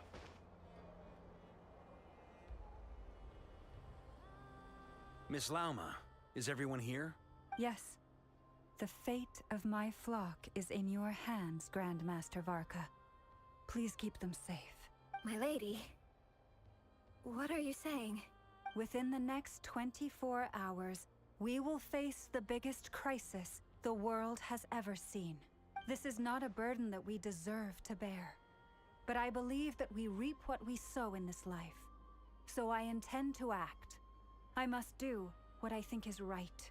For me, that means fighting for the future of Nodcry. This gentleman is the Grand Master of the Knights of Favonius, Varka, Knight of Boreas. In my absence, please follow his lead. Hey everyone, guess I should introduce myself.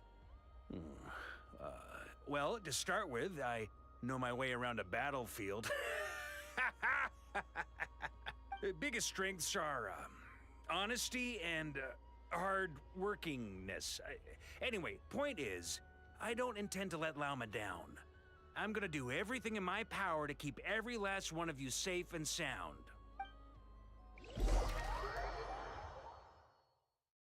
Genshin and who's that? God damn it.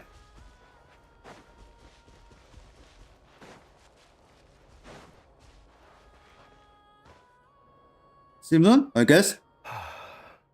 Something on your mind? Miss Columbina, was it? Columbina. I believe that's how the others addressed you. That's right. Names are funny things. Have you always been called Dainsleff? Yes. I take it your own name has a more complicated history. I have a different relationship with names than other people. To be honest, I'm not even sure that Columbina is my name. At least, not in the same way that Dainsleff is yours. But it's what everyone calls me, and I go along with it. A lot of my life has been that way. I get so used to things that I forget to question why they are so. I never used to think much about where names come from, or what they mean to people.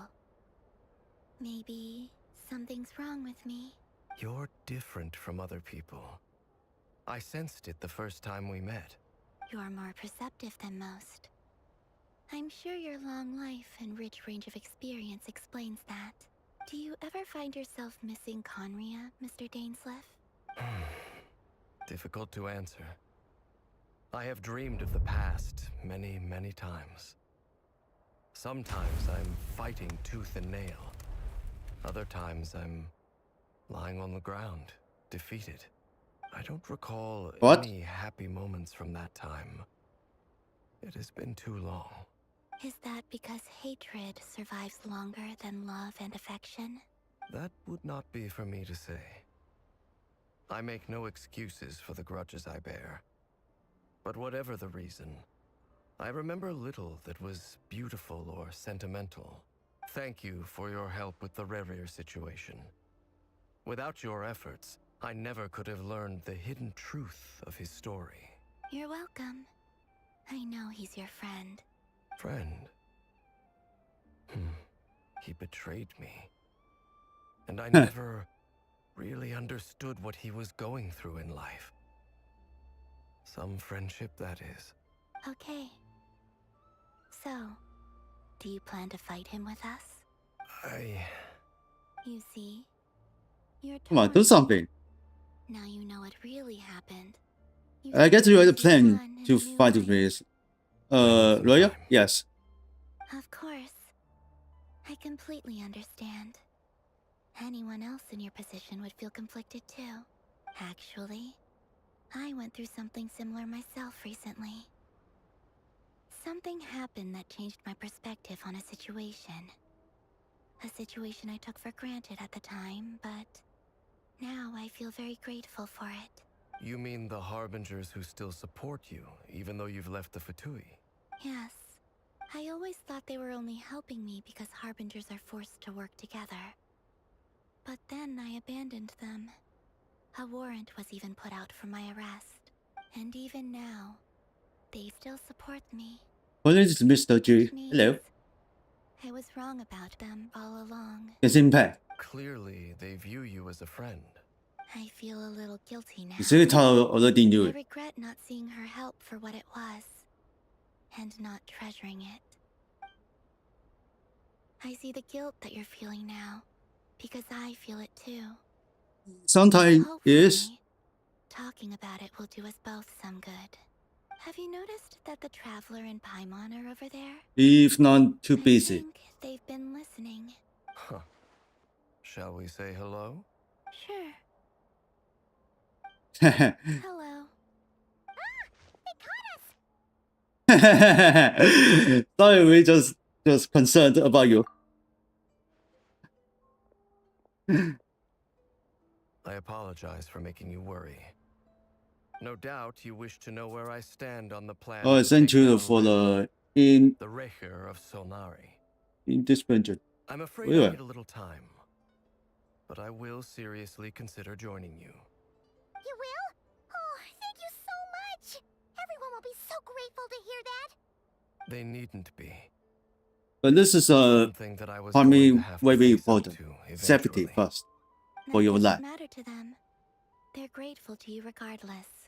You can't control their gratitude. But this game is not in the Archon tonic. Have a think about whether you're willing to join us.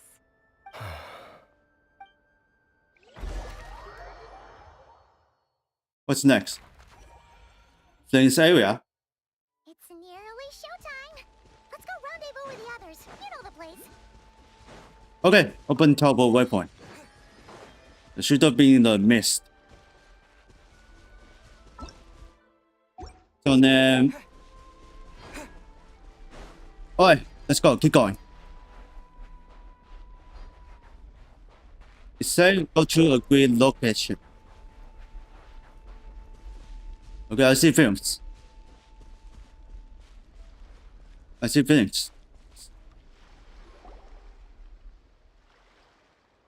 Ah, you're earlier than I expected. Hey, Flint's! Been waiting here long? Not too long. I came a little early, so Okay, I have some too time to long. think. Are you nervous about the battle? Quite the opposite. I'm reminiscing on my past battles. When I was Finding awakened battle from is I had not touched a weapon in many years. yeah. I felt like the battlefield was not where I belonged. But after waging war against the Wild Hunt for so long, I came to realize something. A life of absolute peace is simply not a possibility for me. My restless flame indicates that somewhere inside of me, no joy. There is a deep No see. yearning to root out the evil in this world. Oh, that doesn't sound like such a bad thing. I agree. Well, in the past, when I was a Fae whose primary concern was hibernation, it was hardly ideal. But it certainly serves me well here in the present. And I am delighted to be able to join forces with you in this endeavor. Looks like I'm not the first to arrive. Ah, Miss Lauma. Did you sleep okay last night? I struggled to settle down at first because of the nerves. But don't worry. I got enough sleep in the end. I'll be just fine.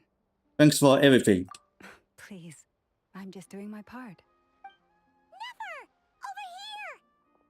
In level 2, the goods has been delivered. Ino asked me to relay a message. She said Anefa will be on high alert and keep a close watch over all secondary districts where defense is required, providing support as necessary. Meanwhile, Ino herself will provide range support to us directly, using her latest invention. Excellent. My thanks to all involved. Oh, you taking this? Chestnut's looking a little Damn. unstable. It won't hold him much longer. We should be Try to get out prepared to here. engage at a moment's notice. No sense sitting around waiting. Let's make the first move while we still have the option. I agree. Paimon, find a safe hiding place. Got it. Be careful, traveler. I will. Alright. So then, good luck for us. Everyone, take your positions as soon as the battle starts. Every It's coming ounce out. of strength we have in our bones, let us bring to this fight. Ready? Let's go. I've seen all your futile ploys before. You have become the authors of your own demise. I wouldn't be so sure about that. You are merely a moment of sport before I tear down the moon. Alright. It's time to the fight. Stay on your toes. Finally! Yep, you too. Oh my god.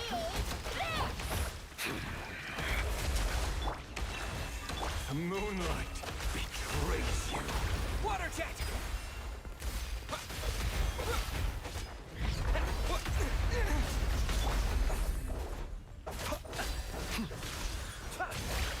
It's only use the things to use this.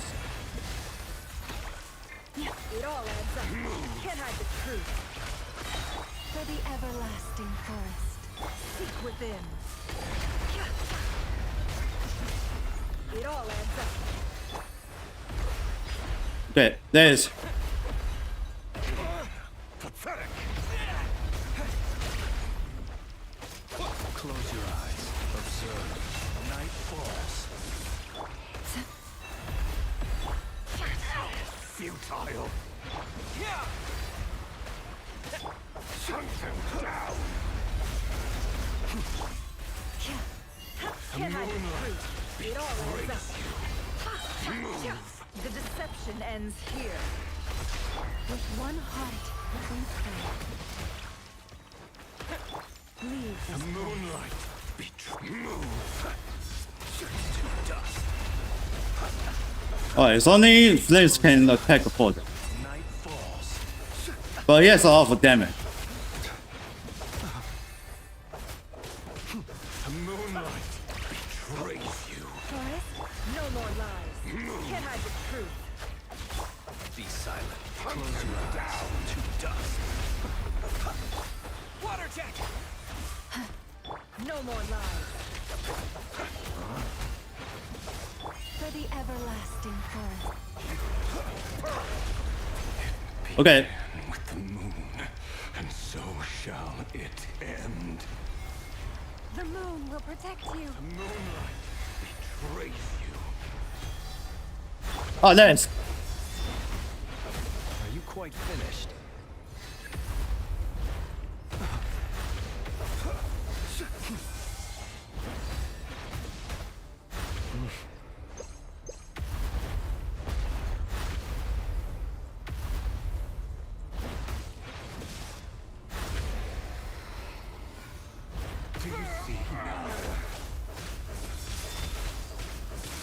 Oh yeah? Are you sure? Yeah.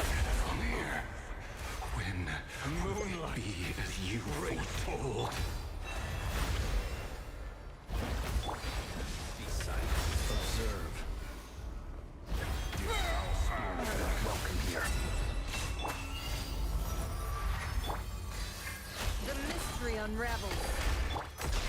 Water jet! Wipe out!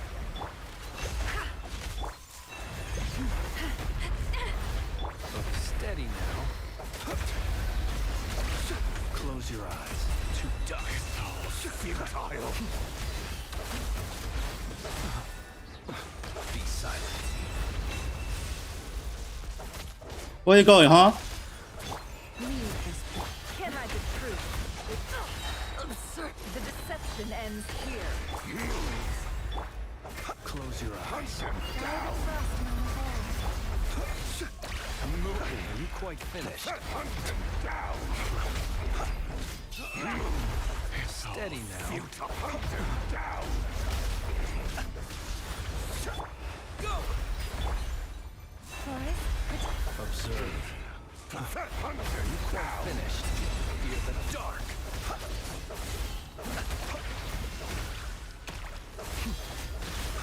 It's all futile. Beware the creatures of the night. Alright, here it goes. Close your eyes. Observe. Close your eyes. The moonlight. Pathetic. Steady now.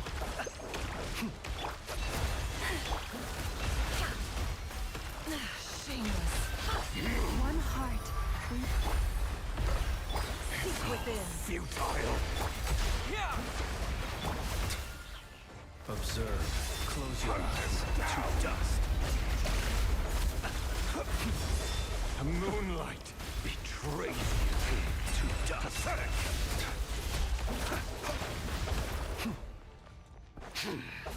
Your little game of heroics is over. Who wants to go first? No. Get out of my sight! No! We've been Death is within separated! my grasp! You okay? Never! Where are the others? Stuck outside the barrier.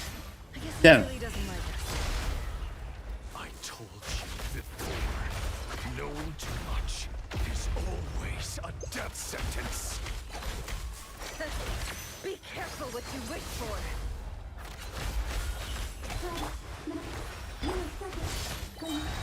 Mama! Can you hear me?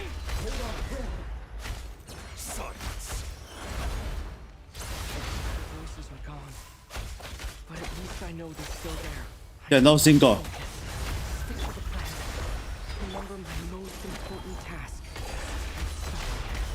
If I can stall him for long enough, the moment will come. Shameless. Okay, looks like she has extra health. The mystery unravels. It all adds up. It all falls into place.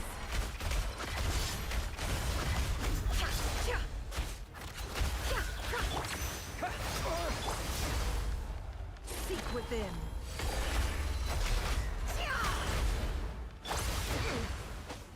No more lies.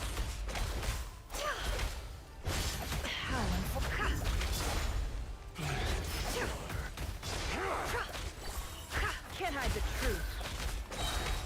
The mystery unravels.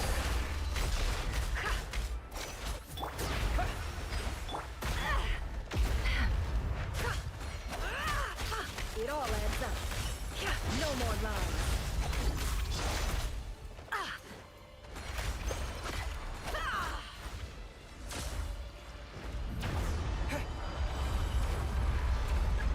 Oh, so close.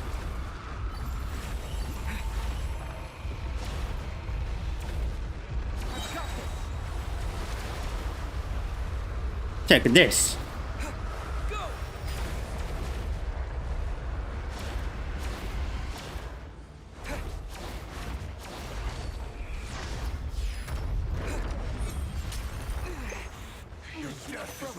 show respect. Hmm.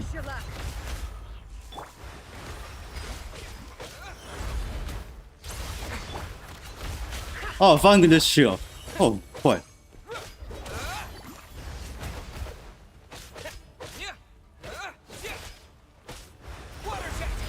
Can't hide this truth. Seek within. Bombs away! No more lies. Time to come clean. Destroyed. Reborn. Right, get that extra. The mystery unravels.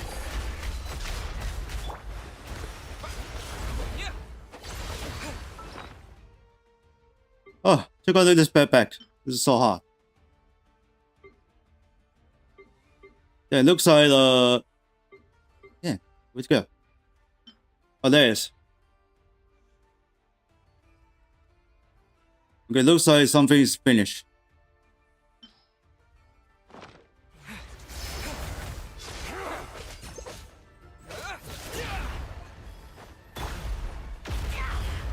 No more lies. It all adds up. Let's see what you're made of. Oh, it's a pause here, so let's still continue going. This fight is pretty very hard. I'll eat the dinner. I'll be back.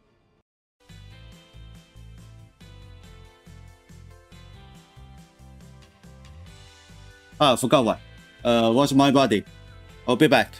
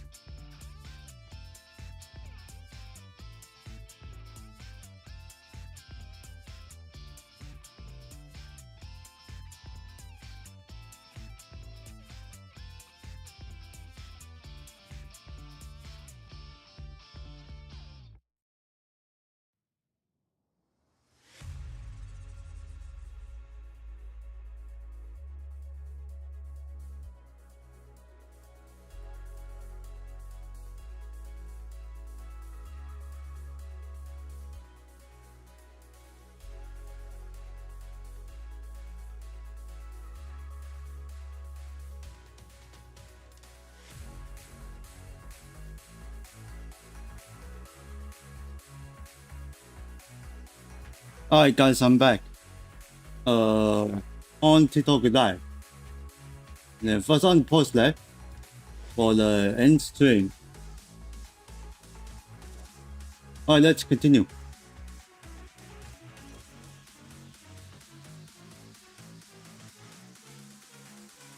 Alright, just back.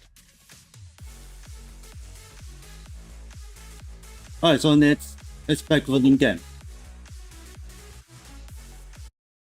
But still continue for fighting within player. Alright, checking everything is good. Let's done.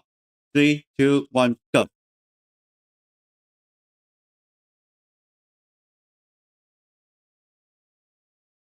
You miss.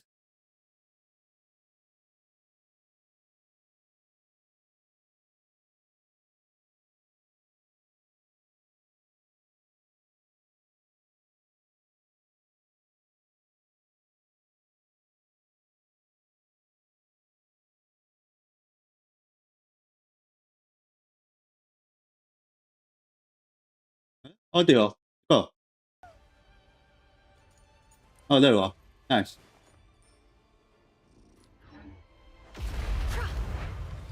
Can't hide the truth. No more lies. Alright, get stopped.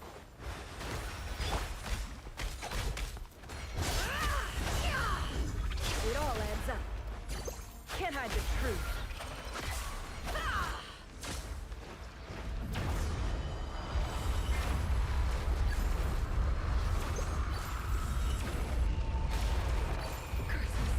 There's no other way.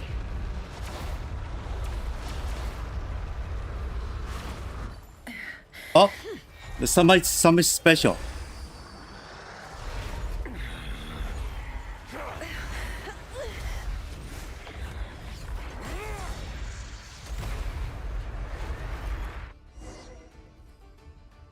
The only way to defeat Rarer is to borrow his own power. That means Columbina will have to disappear while you two bear the brunt of his attacks. You have to hold on. Find a way to keep him focused on killing the two of you. Remember for the... Oh, Lord hell. Never. Your eyes are bleeding. Soon you will be powerless to resist. And then I will reduce you to dust. But that dust will plague your memories. Come on. Keep holding on. Any other tricks up your sleeve? Let's see them. As entertaining as they are. You've backed yourself into a corner. You don't fool me. I see your fear clear as day. I have to stoke his rage. Make him unleash everything. You fear what you could never defeat. You fear the thought of never being able to save your beloved. You cannot win the fight against fate, Rarer. Is that what you think? Well, now it's your turn to feel afraid. You fear the sound of your own name? Is it us you hate? Or is it what you've become? Let's see what becomes of you!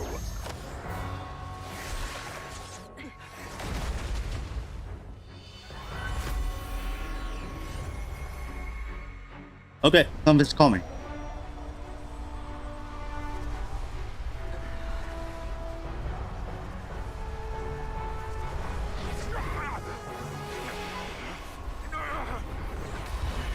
Oof. Happening?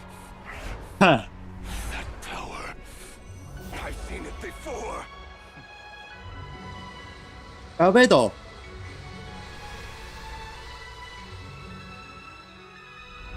His power is on another level. We'll need to use an alchemical array to convert his power into a usable form. Then quickly channel it into Columbina, rendering her powerful enough to compete with him. What the hell? She's drunk. I'll join you. I can help. If I release enough abyssal energy into a confined space, it'll create a potential difference, allowing us to extract a huge amount of elemental energy. Next, I'll synchronize with everyone's minds using pyro, then give you temporary access to their abilities and fields of view. But it won't last long. Can you see? Well enough. 哎，这个反应的。 So, we have a student of Gold Rhine-Daughter in our midst. How about that?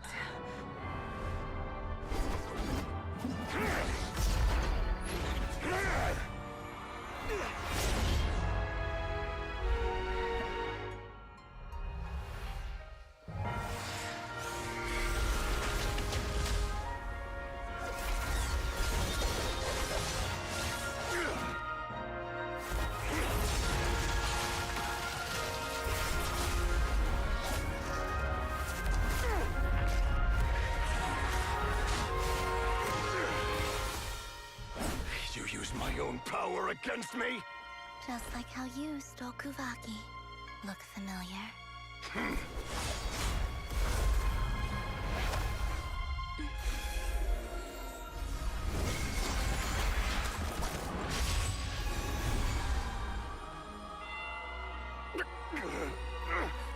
Oh. Alright, say goodbye. There you are.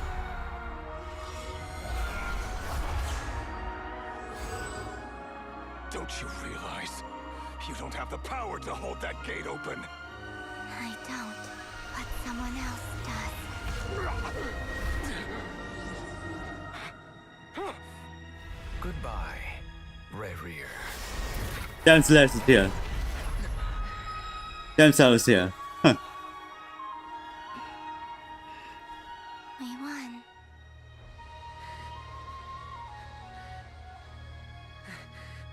Oh. It's over.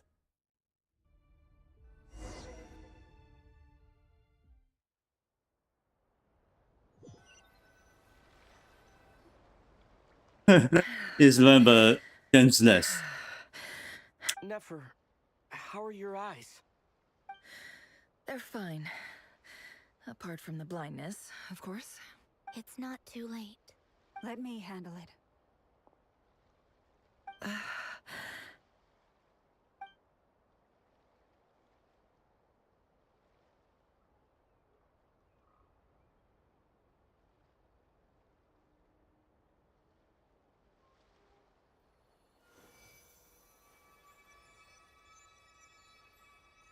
Miss Nefer, it's not like you to lose your composure.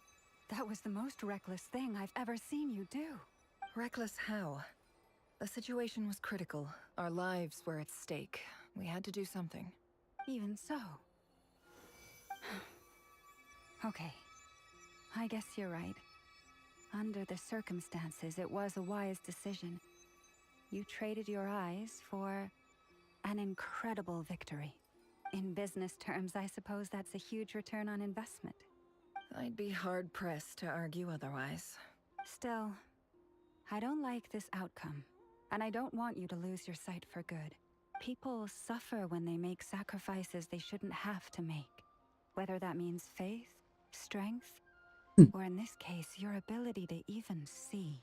I had hoped you could win without sacrificing so much as a single hair on your head. Thank you. Really. All done. Don't try and open your eyes just yet. We'll see how you're doing in a couple of days. Until then, please follow your recovery plan to the letter. I'll send full details through Yehoda. Alright. The hell is complete, but it's not completed yet. We have fought bravely and achieved a spectacular victory. A dark cloud has been lifted from the skies of Nodcry. All in this land will be grateful for what you have done. The moon will remember this day. Thank you both. Oh. Alright. Yehoda taken effort. Back to the rest. There's Oh. something I want to let you know. Hmm? Lupina. What? What is it? When Durin connected everyone's minds so I could access their powers, I also felt everything they felt. And since Nefer's eyes were injured, my eyes are hurting now too. Huh. Hold on. Let me try. I only feel the pain. There's no actual damage. I just thought I should tell you. You're right. There's no damage. That's a relief. But I must say, I'm surprised to hear the Kutar share something like this with me. In the past, you never used to open up about yourself. Things are a little different now from how they were. I'm learning to share how I truly feel with my friends. Friends? You have no idea how glad I am to hear that.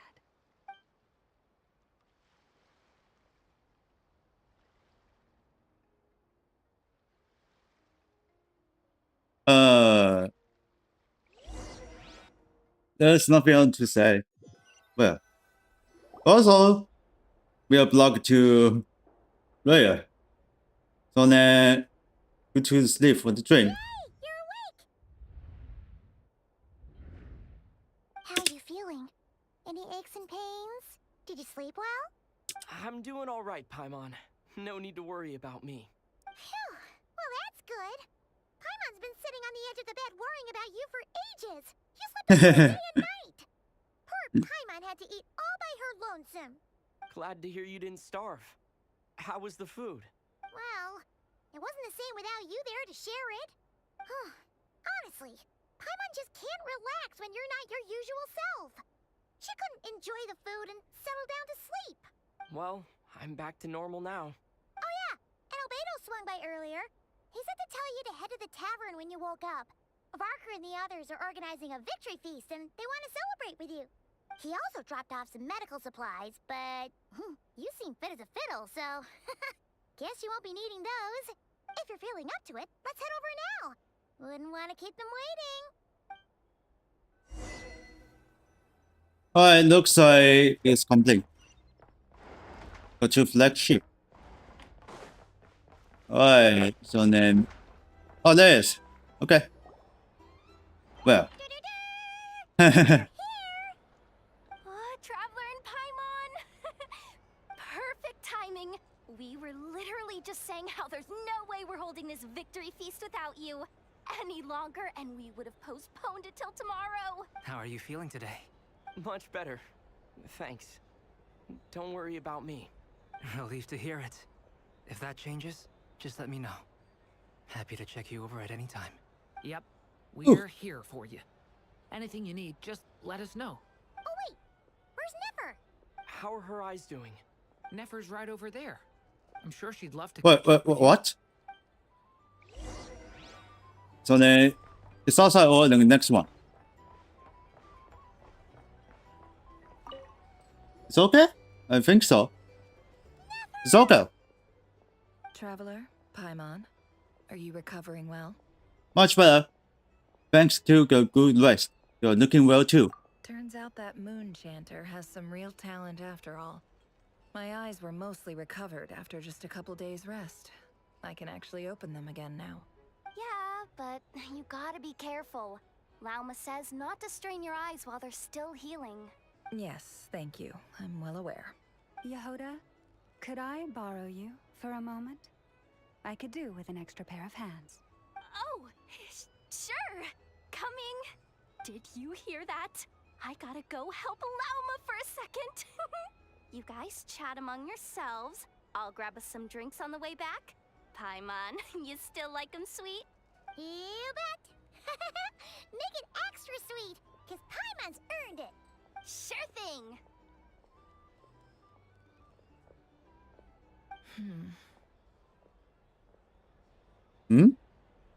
What's on your mind? The Raker of Solnari. Kind of a snake, don't you think?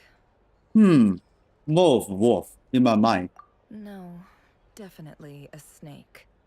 A poisonous one who spewed his venomous hatred everywhere. Anyone who seeks revenge out of hatred for other people has become a snake. That's something my dad used to say. I guess he didn't like seeing people go down the path of violence. Perhaps. I'm sure it sounds like a very wise and open-hearted perspective to your ears. But me? I think hatred is a perfectly justifiable emotion. What else is left when everything you depended on in life gets stripped away? Something's gotta fuel that drive to keep on living. Well, look at your life. If you're worried about me, you can nip that in the bud. I'm not someone who gets stuck in the past. It's just... I suddenly feel like I was wrong to call my father a liar. He was just a fool. That's why the Academia turned their back on him, and why the other tribes ganged up on him. Oh, Father. How much better things could have been if you were a skilled liar. Look at the Ibis King. Thoth is a fiendishly cunning liar. And yet, strangely, he feels more like a father to me than my real dad ever was. He's never brought it up, but I'd bet he feels the same way. Why else would he give me the power to perceive the truth, while at the same time training me in the art of deception? What he is actually like? Well, King Deshret banished him to Aru, which is essentially a prison, and posed 3 questions to him. He promised that he'd have his freedom if he could find the answers. His response was to take on a physical form and approach me, hoping that I could become his envoy and search for one of the answers on his behalf. Did he really think I'd fall for that? He's stuck there. He can't make me return what he gave to me. Sounds like he was nice enough to you. So that's enough for you to decide he's nice, is it? He's a prisoner, and he was scared. So he decided to perform some good deeds to win people's approval. He lives in fear because he's a deceiver. How is Rerir any different? You can't work as a spy your whole life and expect a happy ending. It's preposterous. Yet I can't say I don't understand it. Liars live in the darkness of their own making. But it's still human nature to want to go on living. They say that a liar's soul is the most worthless thing in the world. What do you think? I do agree with that. Good. If you understand that, it means you're smart. And you see things objectively. If you ask me, the soul of a liar really is worth nothing. Because all they care about is themselves. For example, when something good falls into my lap, I don't go sharing the news around. Stops other people trying to steal it from me. I have a feel some people over there may have open heart left. So be it. They have sharp ears. I can't keep anything from them. Is that your way of saying you're warmed up to that now? Oh, is that what it looks like? What it looks like is you're starting to see us your friend. Well, you all know my past now. And I can't simply eliminate everyone who knows too much. So I guess I just have to put up with you. For the foreseeable future, at least. When you find yourself in a situation you can't control, the safest play is to keep calm and start monitoring everyone involved like a hawk. In the intelligence world, you need to have a sense of perspective and play your hand accordingly. If you understand what's at stake, please ensure my secret is safe with you. I trust you'll respect my wishes as a friend. But don't forget, I will also be watching you like a hawk. Sure. Very good. Oh, wait! Now that the panic's over and we've all calmed down, Paimon suddenly remembered something. What is it? After all that build-up, our mystery ally never showed up even once.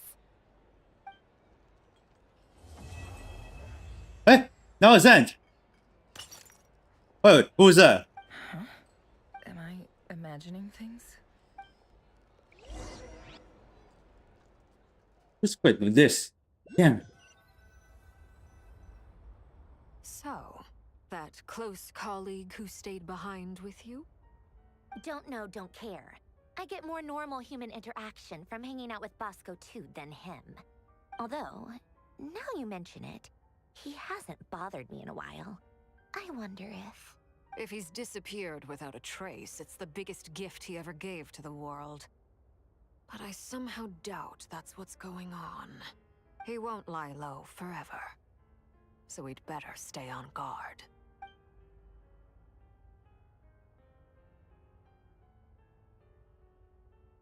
Okay, here's nothing for the 2. Alright, so then Act 4 is all missions complete. Last one is the culture.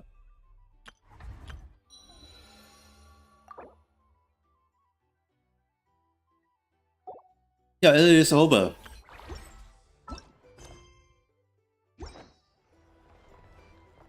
Huh? Another one? Pokeball. Okay.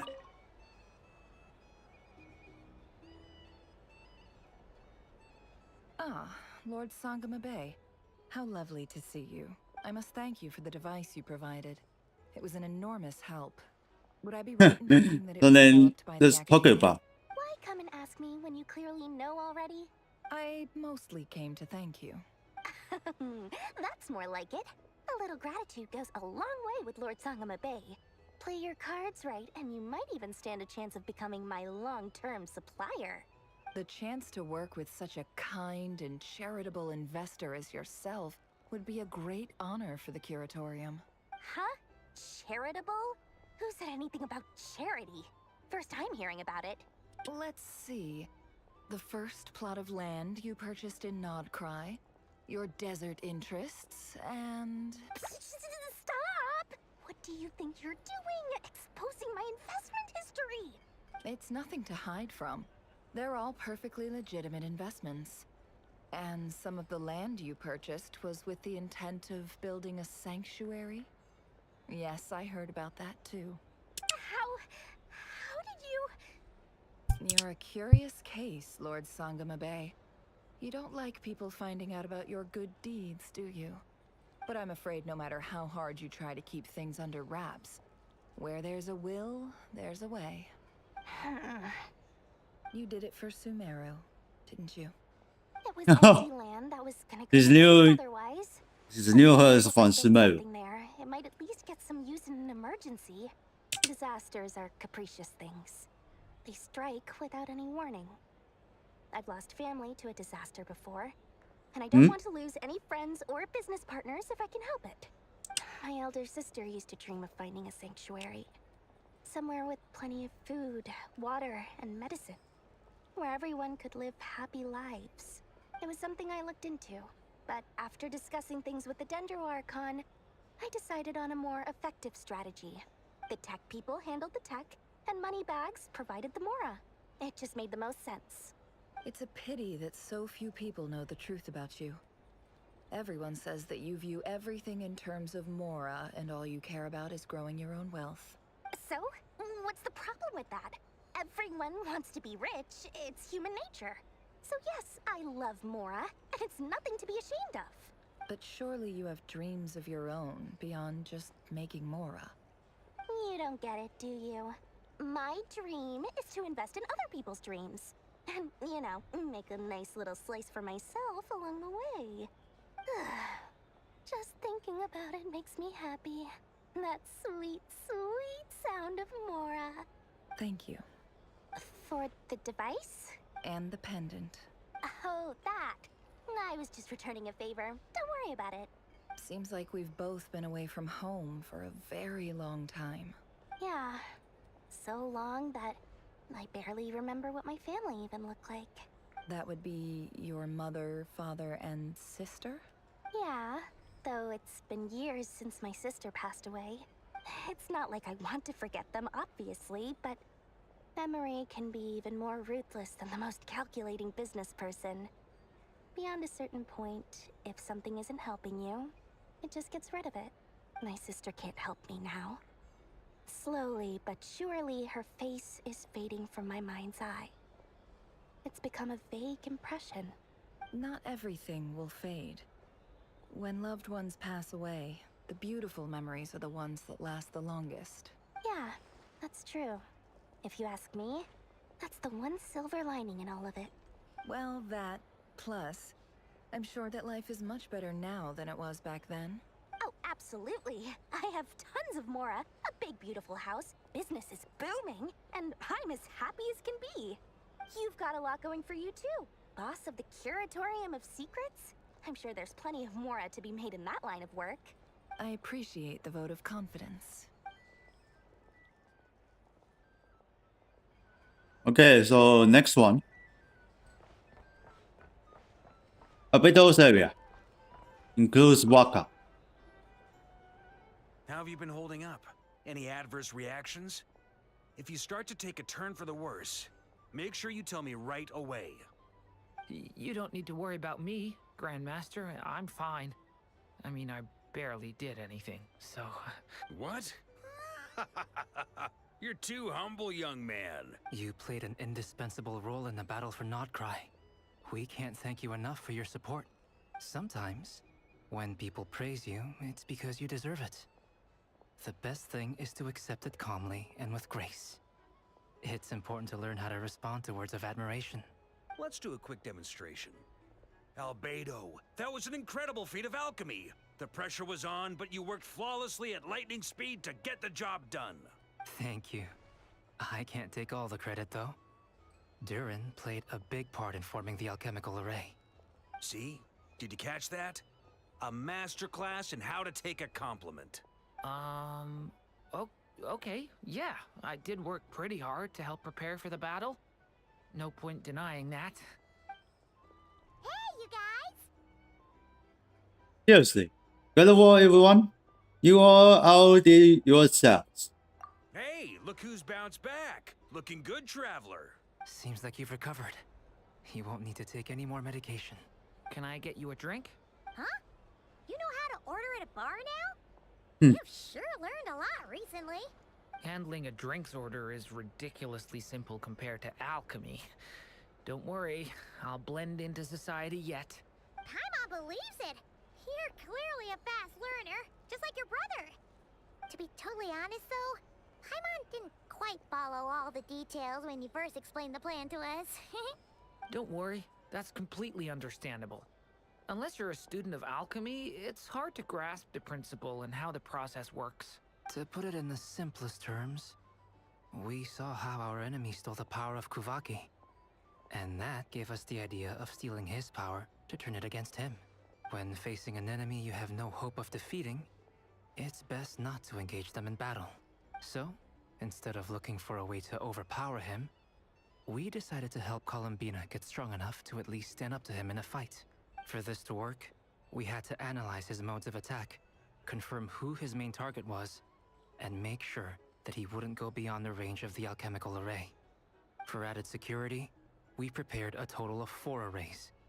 But to mitigate the impact of the battle, we identified one location in particular as the ideal spot, which is where the confrontation took place. The alchemical array absorbed his abyssal power. Then Durin processed it to render it usable by Columbina. That power enabled her to do what would otherwise have been nigh on impossible. What surprised me was that Dainsleif actually agreed to join us. Given his history with Rerir, he had every right to sit this one out. But we're extremely grateful for the decision he made. That can be easy. It must have been a painful choice to make. But I'm sure that making a decision was far better for him than staying in limbo. Absolutely. He was torn between 2 paths, but in the end, he made his choice and stuck to it resolutely. He doesn't strike me as the sort of person who'd stay trapped in limbo for long. Anyway, however you cut it, everyone gave a stellar performance. And now, it's time to kick back and celebrate.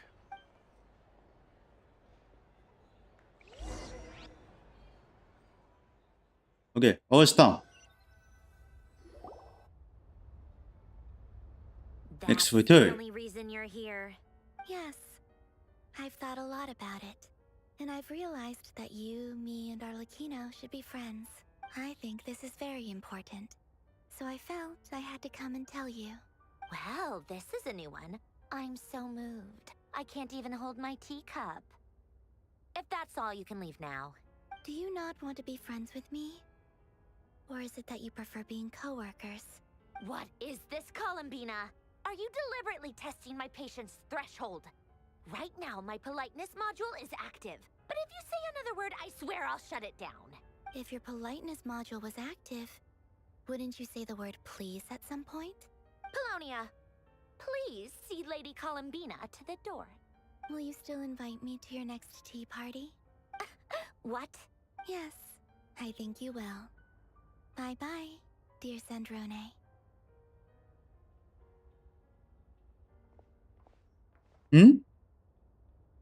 Catch up with a friend? Last time the Wild Hunt escorted you out. Would you rather I handled it myself this time? We just wanted to, see how you were doing now that it's all over. Why? Out of concern for my safety? I hope you didn't seriously think that the Rahier of Solnari would be able to lay so much as a finger upon me, given how prepared I was. Mostly because you kind of helped us out, so we just wanted to check you were okay. Looks like all your robots are fixed, huh? A spike book and peach cups on the table. Oh, don't you worry about that. Tea time is already a write-off. The visitor before you managed to kill my appetite. If you're in the mood for tea, go ahead and help yourself. Otherwise, it's going to waste. My coasters are still missing in action, though. Use this notebook instead. Whoa! Pretty hefty notebook. Look at all those calculations. You can ignore those. They're just dumb scribblings. I doodle and write in my free time. Sometimes I remember the distant, dreamlike past. Sometimes I imagine the far-flung future. And other times, I grit my teeth and note down all the crazy nonsense going on in the present. Some people do the crosswords in the newspaper. This is my equivalent of that. Trying to predict the future is like daydreaming. And writing about the present just makes me furious. The past is my favorite. If nothing else, it's already set in stone, so I don't have to rack my brains trying to figure it all out. Huh. Although, having said that, the only vaguely interesting memory in my past is probably that guy they call Lord Artificer. No Artificer. You mean... Who else? Pretty much all the mecha in Fontaine are his personal handiwork. Wait, are you saying you know him? Like, personally? As a friend? I mean, I guess we were friendly enough. So you actually met him. Yep. In fact, I'm probably the only normal person left who knew him at all. We used to chat occasionally back when he was still around. Before he passed away, he asked me to destroy all his manuscripts. I honored his request, but I did read through everything first before destroying them. I mean, I couldn't let the genius of Lord Artificer Alain Guillotin disappear like that. Would have been such a waste. So, that's where the formulas in your notebook are from? I just told you. Those are my equivalent of crossword puzzles. They're just dumb formulas that I solve for fun when I'm bored. Alain's work was like epic poetry. The formulas in my notebook are just silly little riddles in comparison. Not that there's anything bad about them. I mean, at least, solving those riddles isn't going to hurt anyone. Except me, 'cause I lose a few brain cells in the process. Anyway, while we're on the topic, I might as well tell you about what happened to him and his friends. Alain Guillotin had two close buddies, Renee and Jacob. They spent their childhood years together in the Narzissenkreuz Institute. They were all quite competitive, so there was some rivalry between them. But it was a friendly rivalry. But beneath the friendship and the rivalry ran something deeper, a sense of nostalgia for the past. Unfortunately, childhood would end, the prophecy would come true, the apocalypse would arrive, and the future would never be. A mad dream that would normally only capture the minds of lunatics begin to take root in their hearts. A dream of saving the world. And if Renee and Alain had been people of lesser wits, that dream would probably have ended up as something for them to joke about in their older years. But alas, they were some of the sharpest minds around. They nurtured that dream with the full power of their intellect, and it grew into something that ate away at their souls. The first of them to fall under its spell was Renee. Against Alain's wishes, he persisted in experimenting on a mutual friend of theirs to try and save their life. Alain did not approve and parted ways with Renee. It's complicated. Alain wanted to believe that Renee only did what he did for the sake of their friendship. but when he told me about what happened, I could tell he still had some suspicions about Renee's motives. Perhaps the seed that would grow into a nightmare had already sprouted in Renee's mind. Even then, the next time they met, Renee's soul had been completely engulfed by the dream of salvation. His futile attempt to change the tide of fate only resulted in a wave that swallowed up the world, even before the apocalypse came. And although that wave died down eventually, I hear that it just recently came back with a vengeance. As I understand, Renee wanted to live out his dream of salvation once more. But I'm told that the attempted resurgence finally died out for good. At long last, Renee awoke from his deluded dream. Though of course by then it was far too late. What do you think of Renee? Do you admire his transcendent genius? His view that any price was worth paying to achieve the lofty goal of saving the world? Or do you despise him? Dismiss him as an evil madman who wrought havoc on the lives of everyone around him as he pursued his delusional dream. Same difference, really. Just a matter of perspective. I don't with him.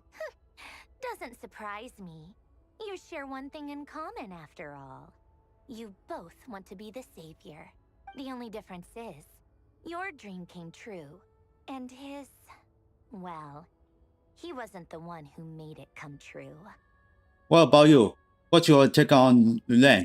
I don't like fanatics who give up their whole lives for their ideology. Nor do I like fools who let their delusions take control. Maybe I could understand if Renee had just been an ordinary person. But he had a sage-like intellect. And still managed to get himself lost in the labyrinth of his own desires. Anyway, that's enough about Renee. Now, moving on to Alain Guillotin, the Lord Artificer. He managed to put a stop to the first storm whipped up by Renee. But after that, Alain lost his friends and family. To his credit, I suppose, the loss of his family and friends was purely a tragic accident. It's not like Alain sacrificed them for his cause or anything. After that, the only thing supporting his work was the same dream that had dragged his closest friend down to the abyss. But although the desire to save Fontaine drove him to found the Fontaine Research Institute, Alain continued to reject any form of transcendental knowledge or power. He was suspicious and fearful of it, having seen the way it had affected his closest friend. I think that formulas and machines derived solely from human intellect were the only thing that gave him a sense of spiritual comfort. Yet Alain's intellect was simply too great. It barely left him space to breathe in his lifetime. Once he realized that the end of his life was approaching, he finally accepted the truth. The Nazissenkreuz Institute needed someone, and a human being, to see its story through to the end. He quit working on his formulas, trading them in for the fairy tales that had played such a formative role in his childhood, but which he'd barely touched in his adult life. He told me that the director of the Nazissenkreuz Institute used to read those fairy tales to the children as bedtime stories. Apparently, they worked wonders at sending kids off to sleep. I think that all he wanted at that time in his life was to be able to sleep deeply without being plagued by depression. By that point, nothing else really mattered. At the very end, he laid down to rest in the ruins of the former Nazissenkreuz Institute orphanage, while the Fontaine Research Institute he had founded continued tirelessly with its work. Many years after that, tensions over competing dreams would once again cause a rift, this time between members of the Fontaine Research Institute. But the actions of those fools had nothing at all to do with Alain. And that is the story of two people from the Nazissenkreuz Institute who both wanted to save the world. One went all in on his fantasy of salvation without ever looking back, and ended up calmly sinking to the bottom of the deepest sea. The other sought desperately to burn bright in his life, even though he wasn't sure where he was going. I do sometimes wonder, why is it that people like them have such grand hopes of saving the world? Even the grandest tree starts as a tiny seed. So perhaps, for each of them, their mission to save the world began with a very simple desire. To save themselves. They were young children with friends and family who mattered to them. Desires to explore the meaning of life. Ambitions to have a successful career. They didn't want to see all of that taken away in one fell swoop.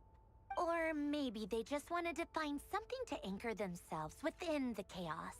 To stop them getting quietly swept away by the storms of life. But instead, the search for their own salvation took them down the rocky road laid out by fate. Do you think the desire to save oneself is enough of a justification to try and save the world? Yes, it's enough. The way you said that sounded just like Alain. I asked him the same question back when he was in his prime, putting all of his energy into his work. He gave the exact same answer as you did. No elaboration, just a quick short answer before getting right back to his work. He was always that way. All right, tea time's over. I owe Arlecchino a favor for telling me these stories. I'll have to bring a whole sack of gifts the next time I visit the House of the Hearth. I'm gonna go tinker with Polonia now. You guys can do whatever you want, as long as it doesn't involve interrupting me. Polonia, exit hibernation mode. Begin diagnostics. Okay, so now it's over.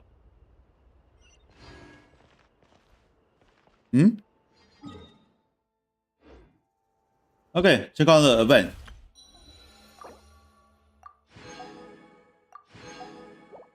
Looks like it's all complete. Check on the cursor. Nothing happened.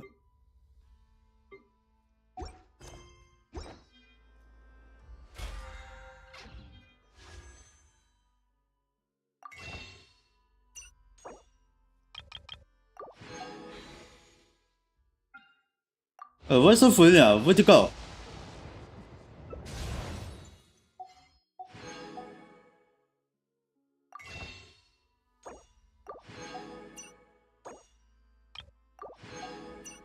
Yeah, it's gone too weird.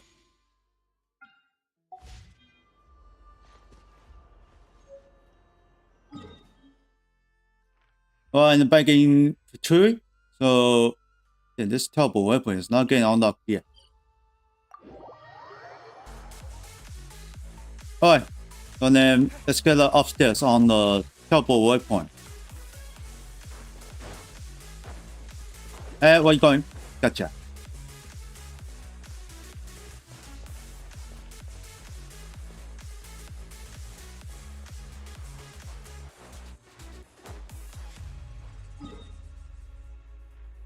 Yeah, this is so much higher.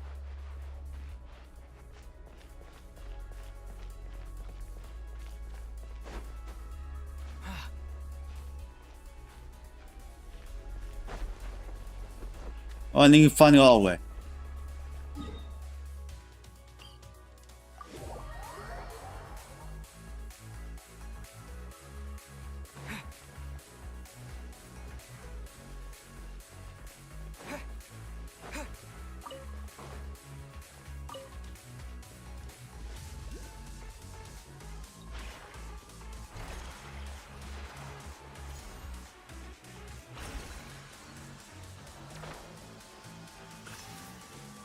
Oh, okay, here it goes.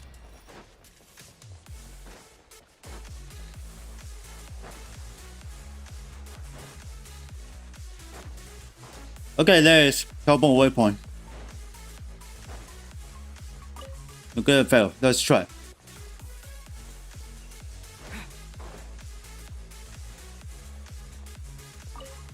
Okay, finally open.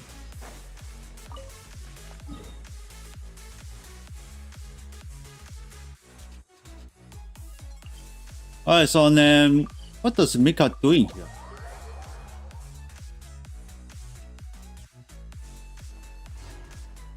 Oh, there is. Add Astra. Thank you for Add Astra. Alright, let's climb off. Confirm and next not climb. Yeah, I don't see the bounce.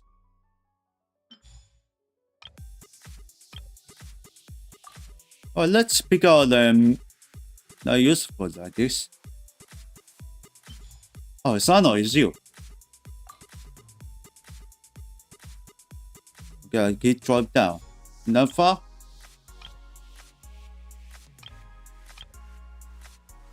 What is this?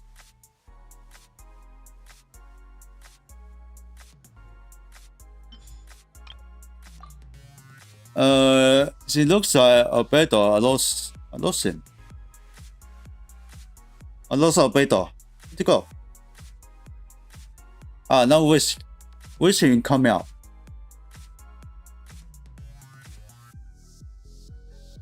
Yeah, can completely those are better. Looks like it's the money. No, that's all.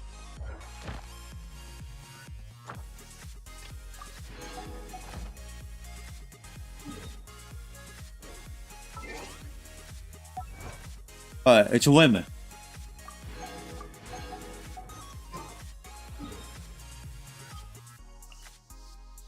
Alright, let's go to pot.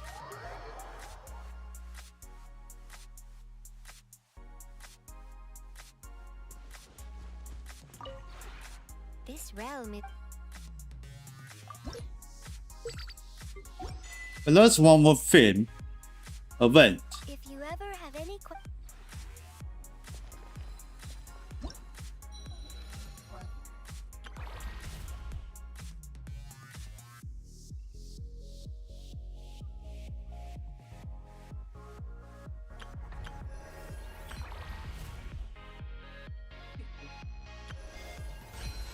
Alright, check out this event.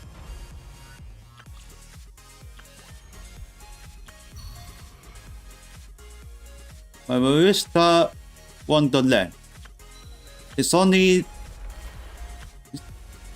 this one.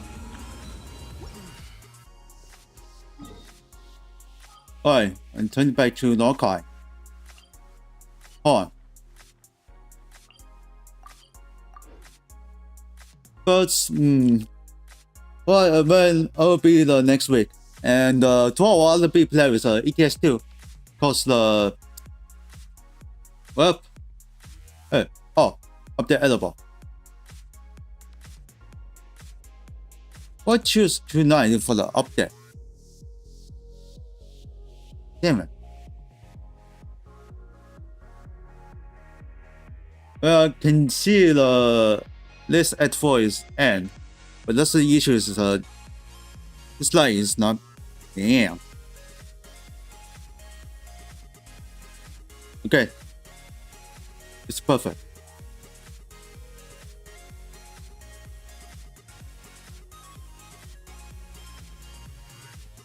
Okay, looks like she's nature.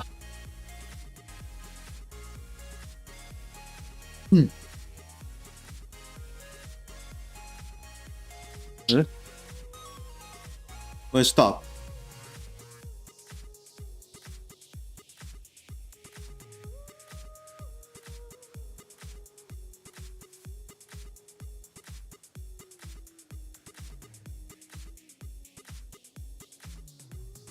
Okay, let's switch it back to Ken.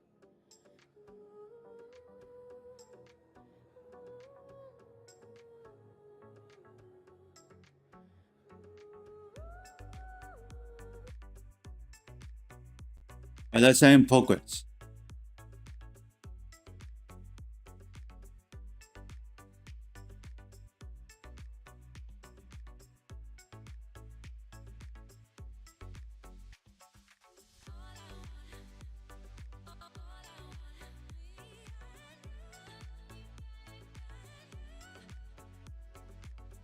Yeah, I don't know what they will update immediately. I don't know.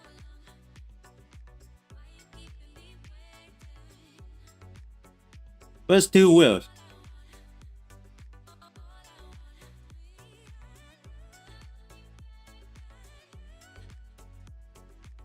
Fix it all, come on.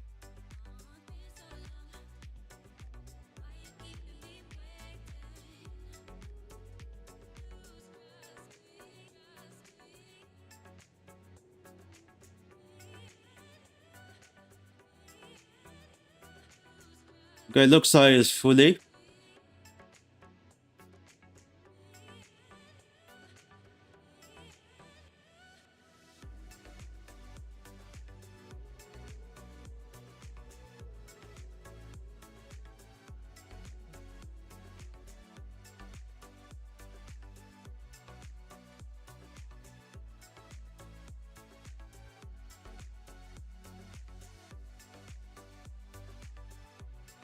Yeah, something is serious wrong.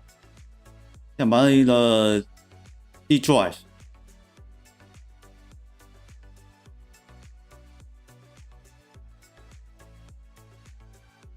Yeah, crazy for the activate time. Alright, hold on.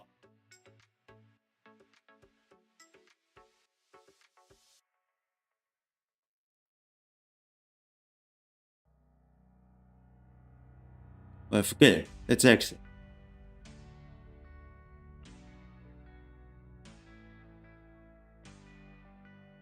Yeah, it's completely closed. Alright then, so let's get out for it. Let me restart for the BIOS.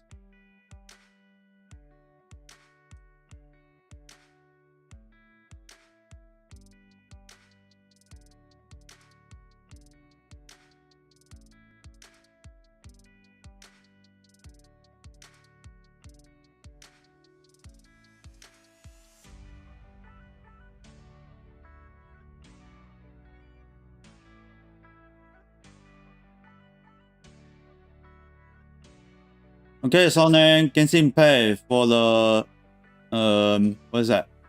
Archon quest is complete. Don't log it back. Hold on.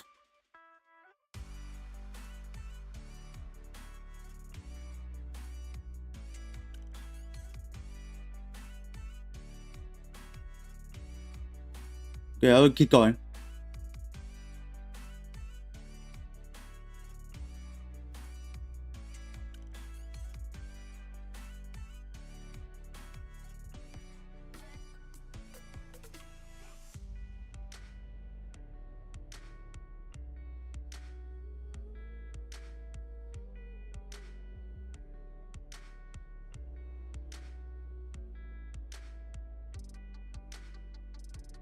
Hmm?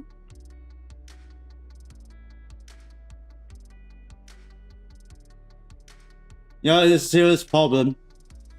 But then, so okay, let's see what's on the play with the Genshin Pay.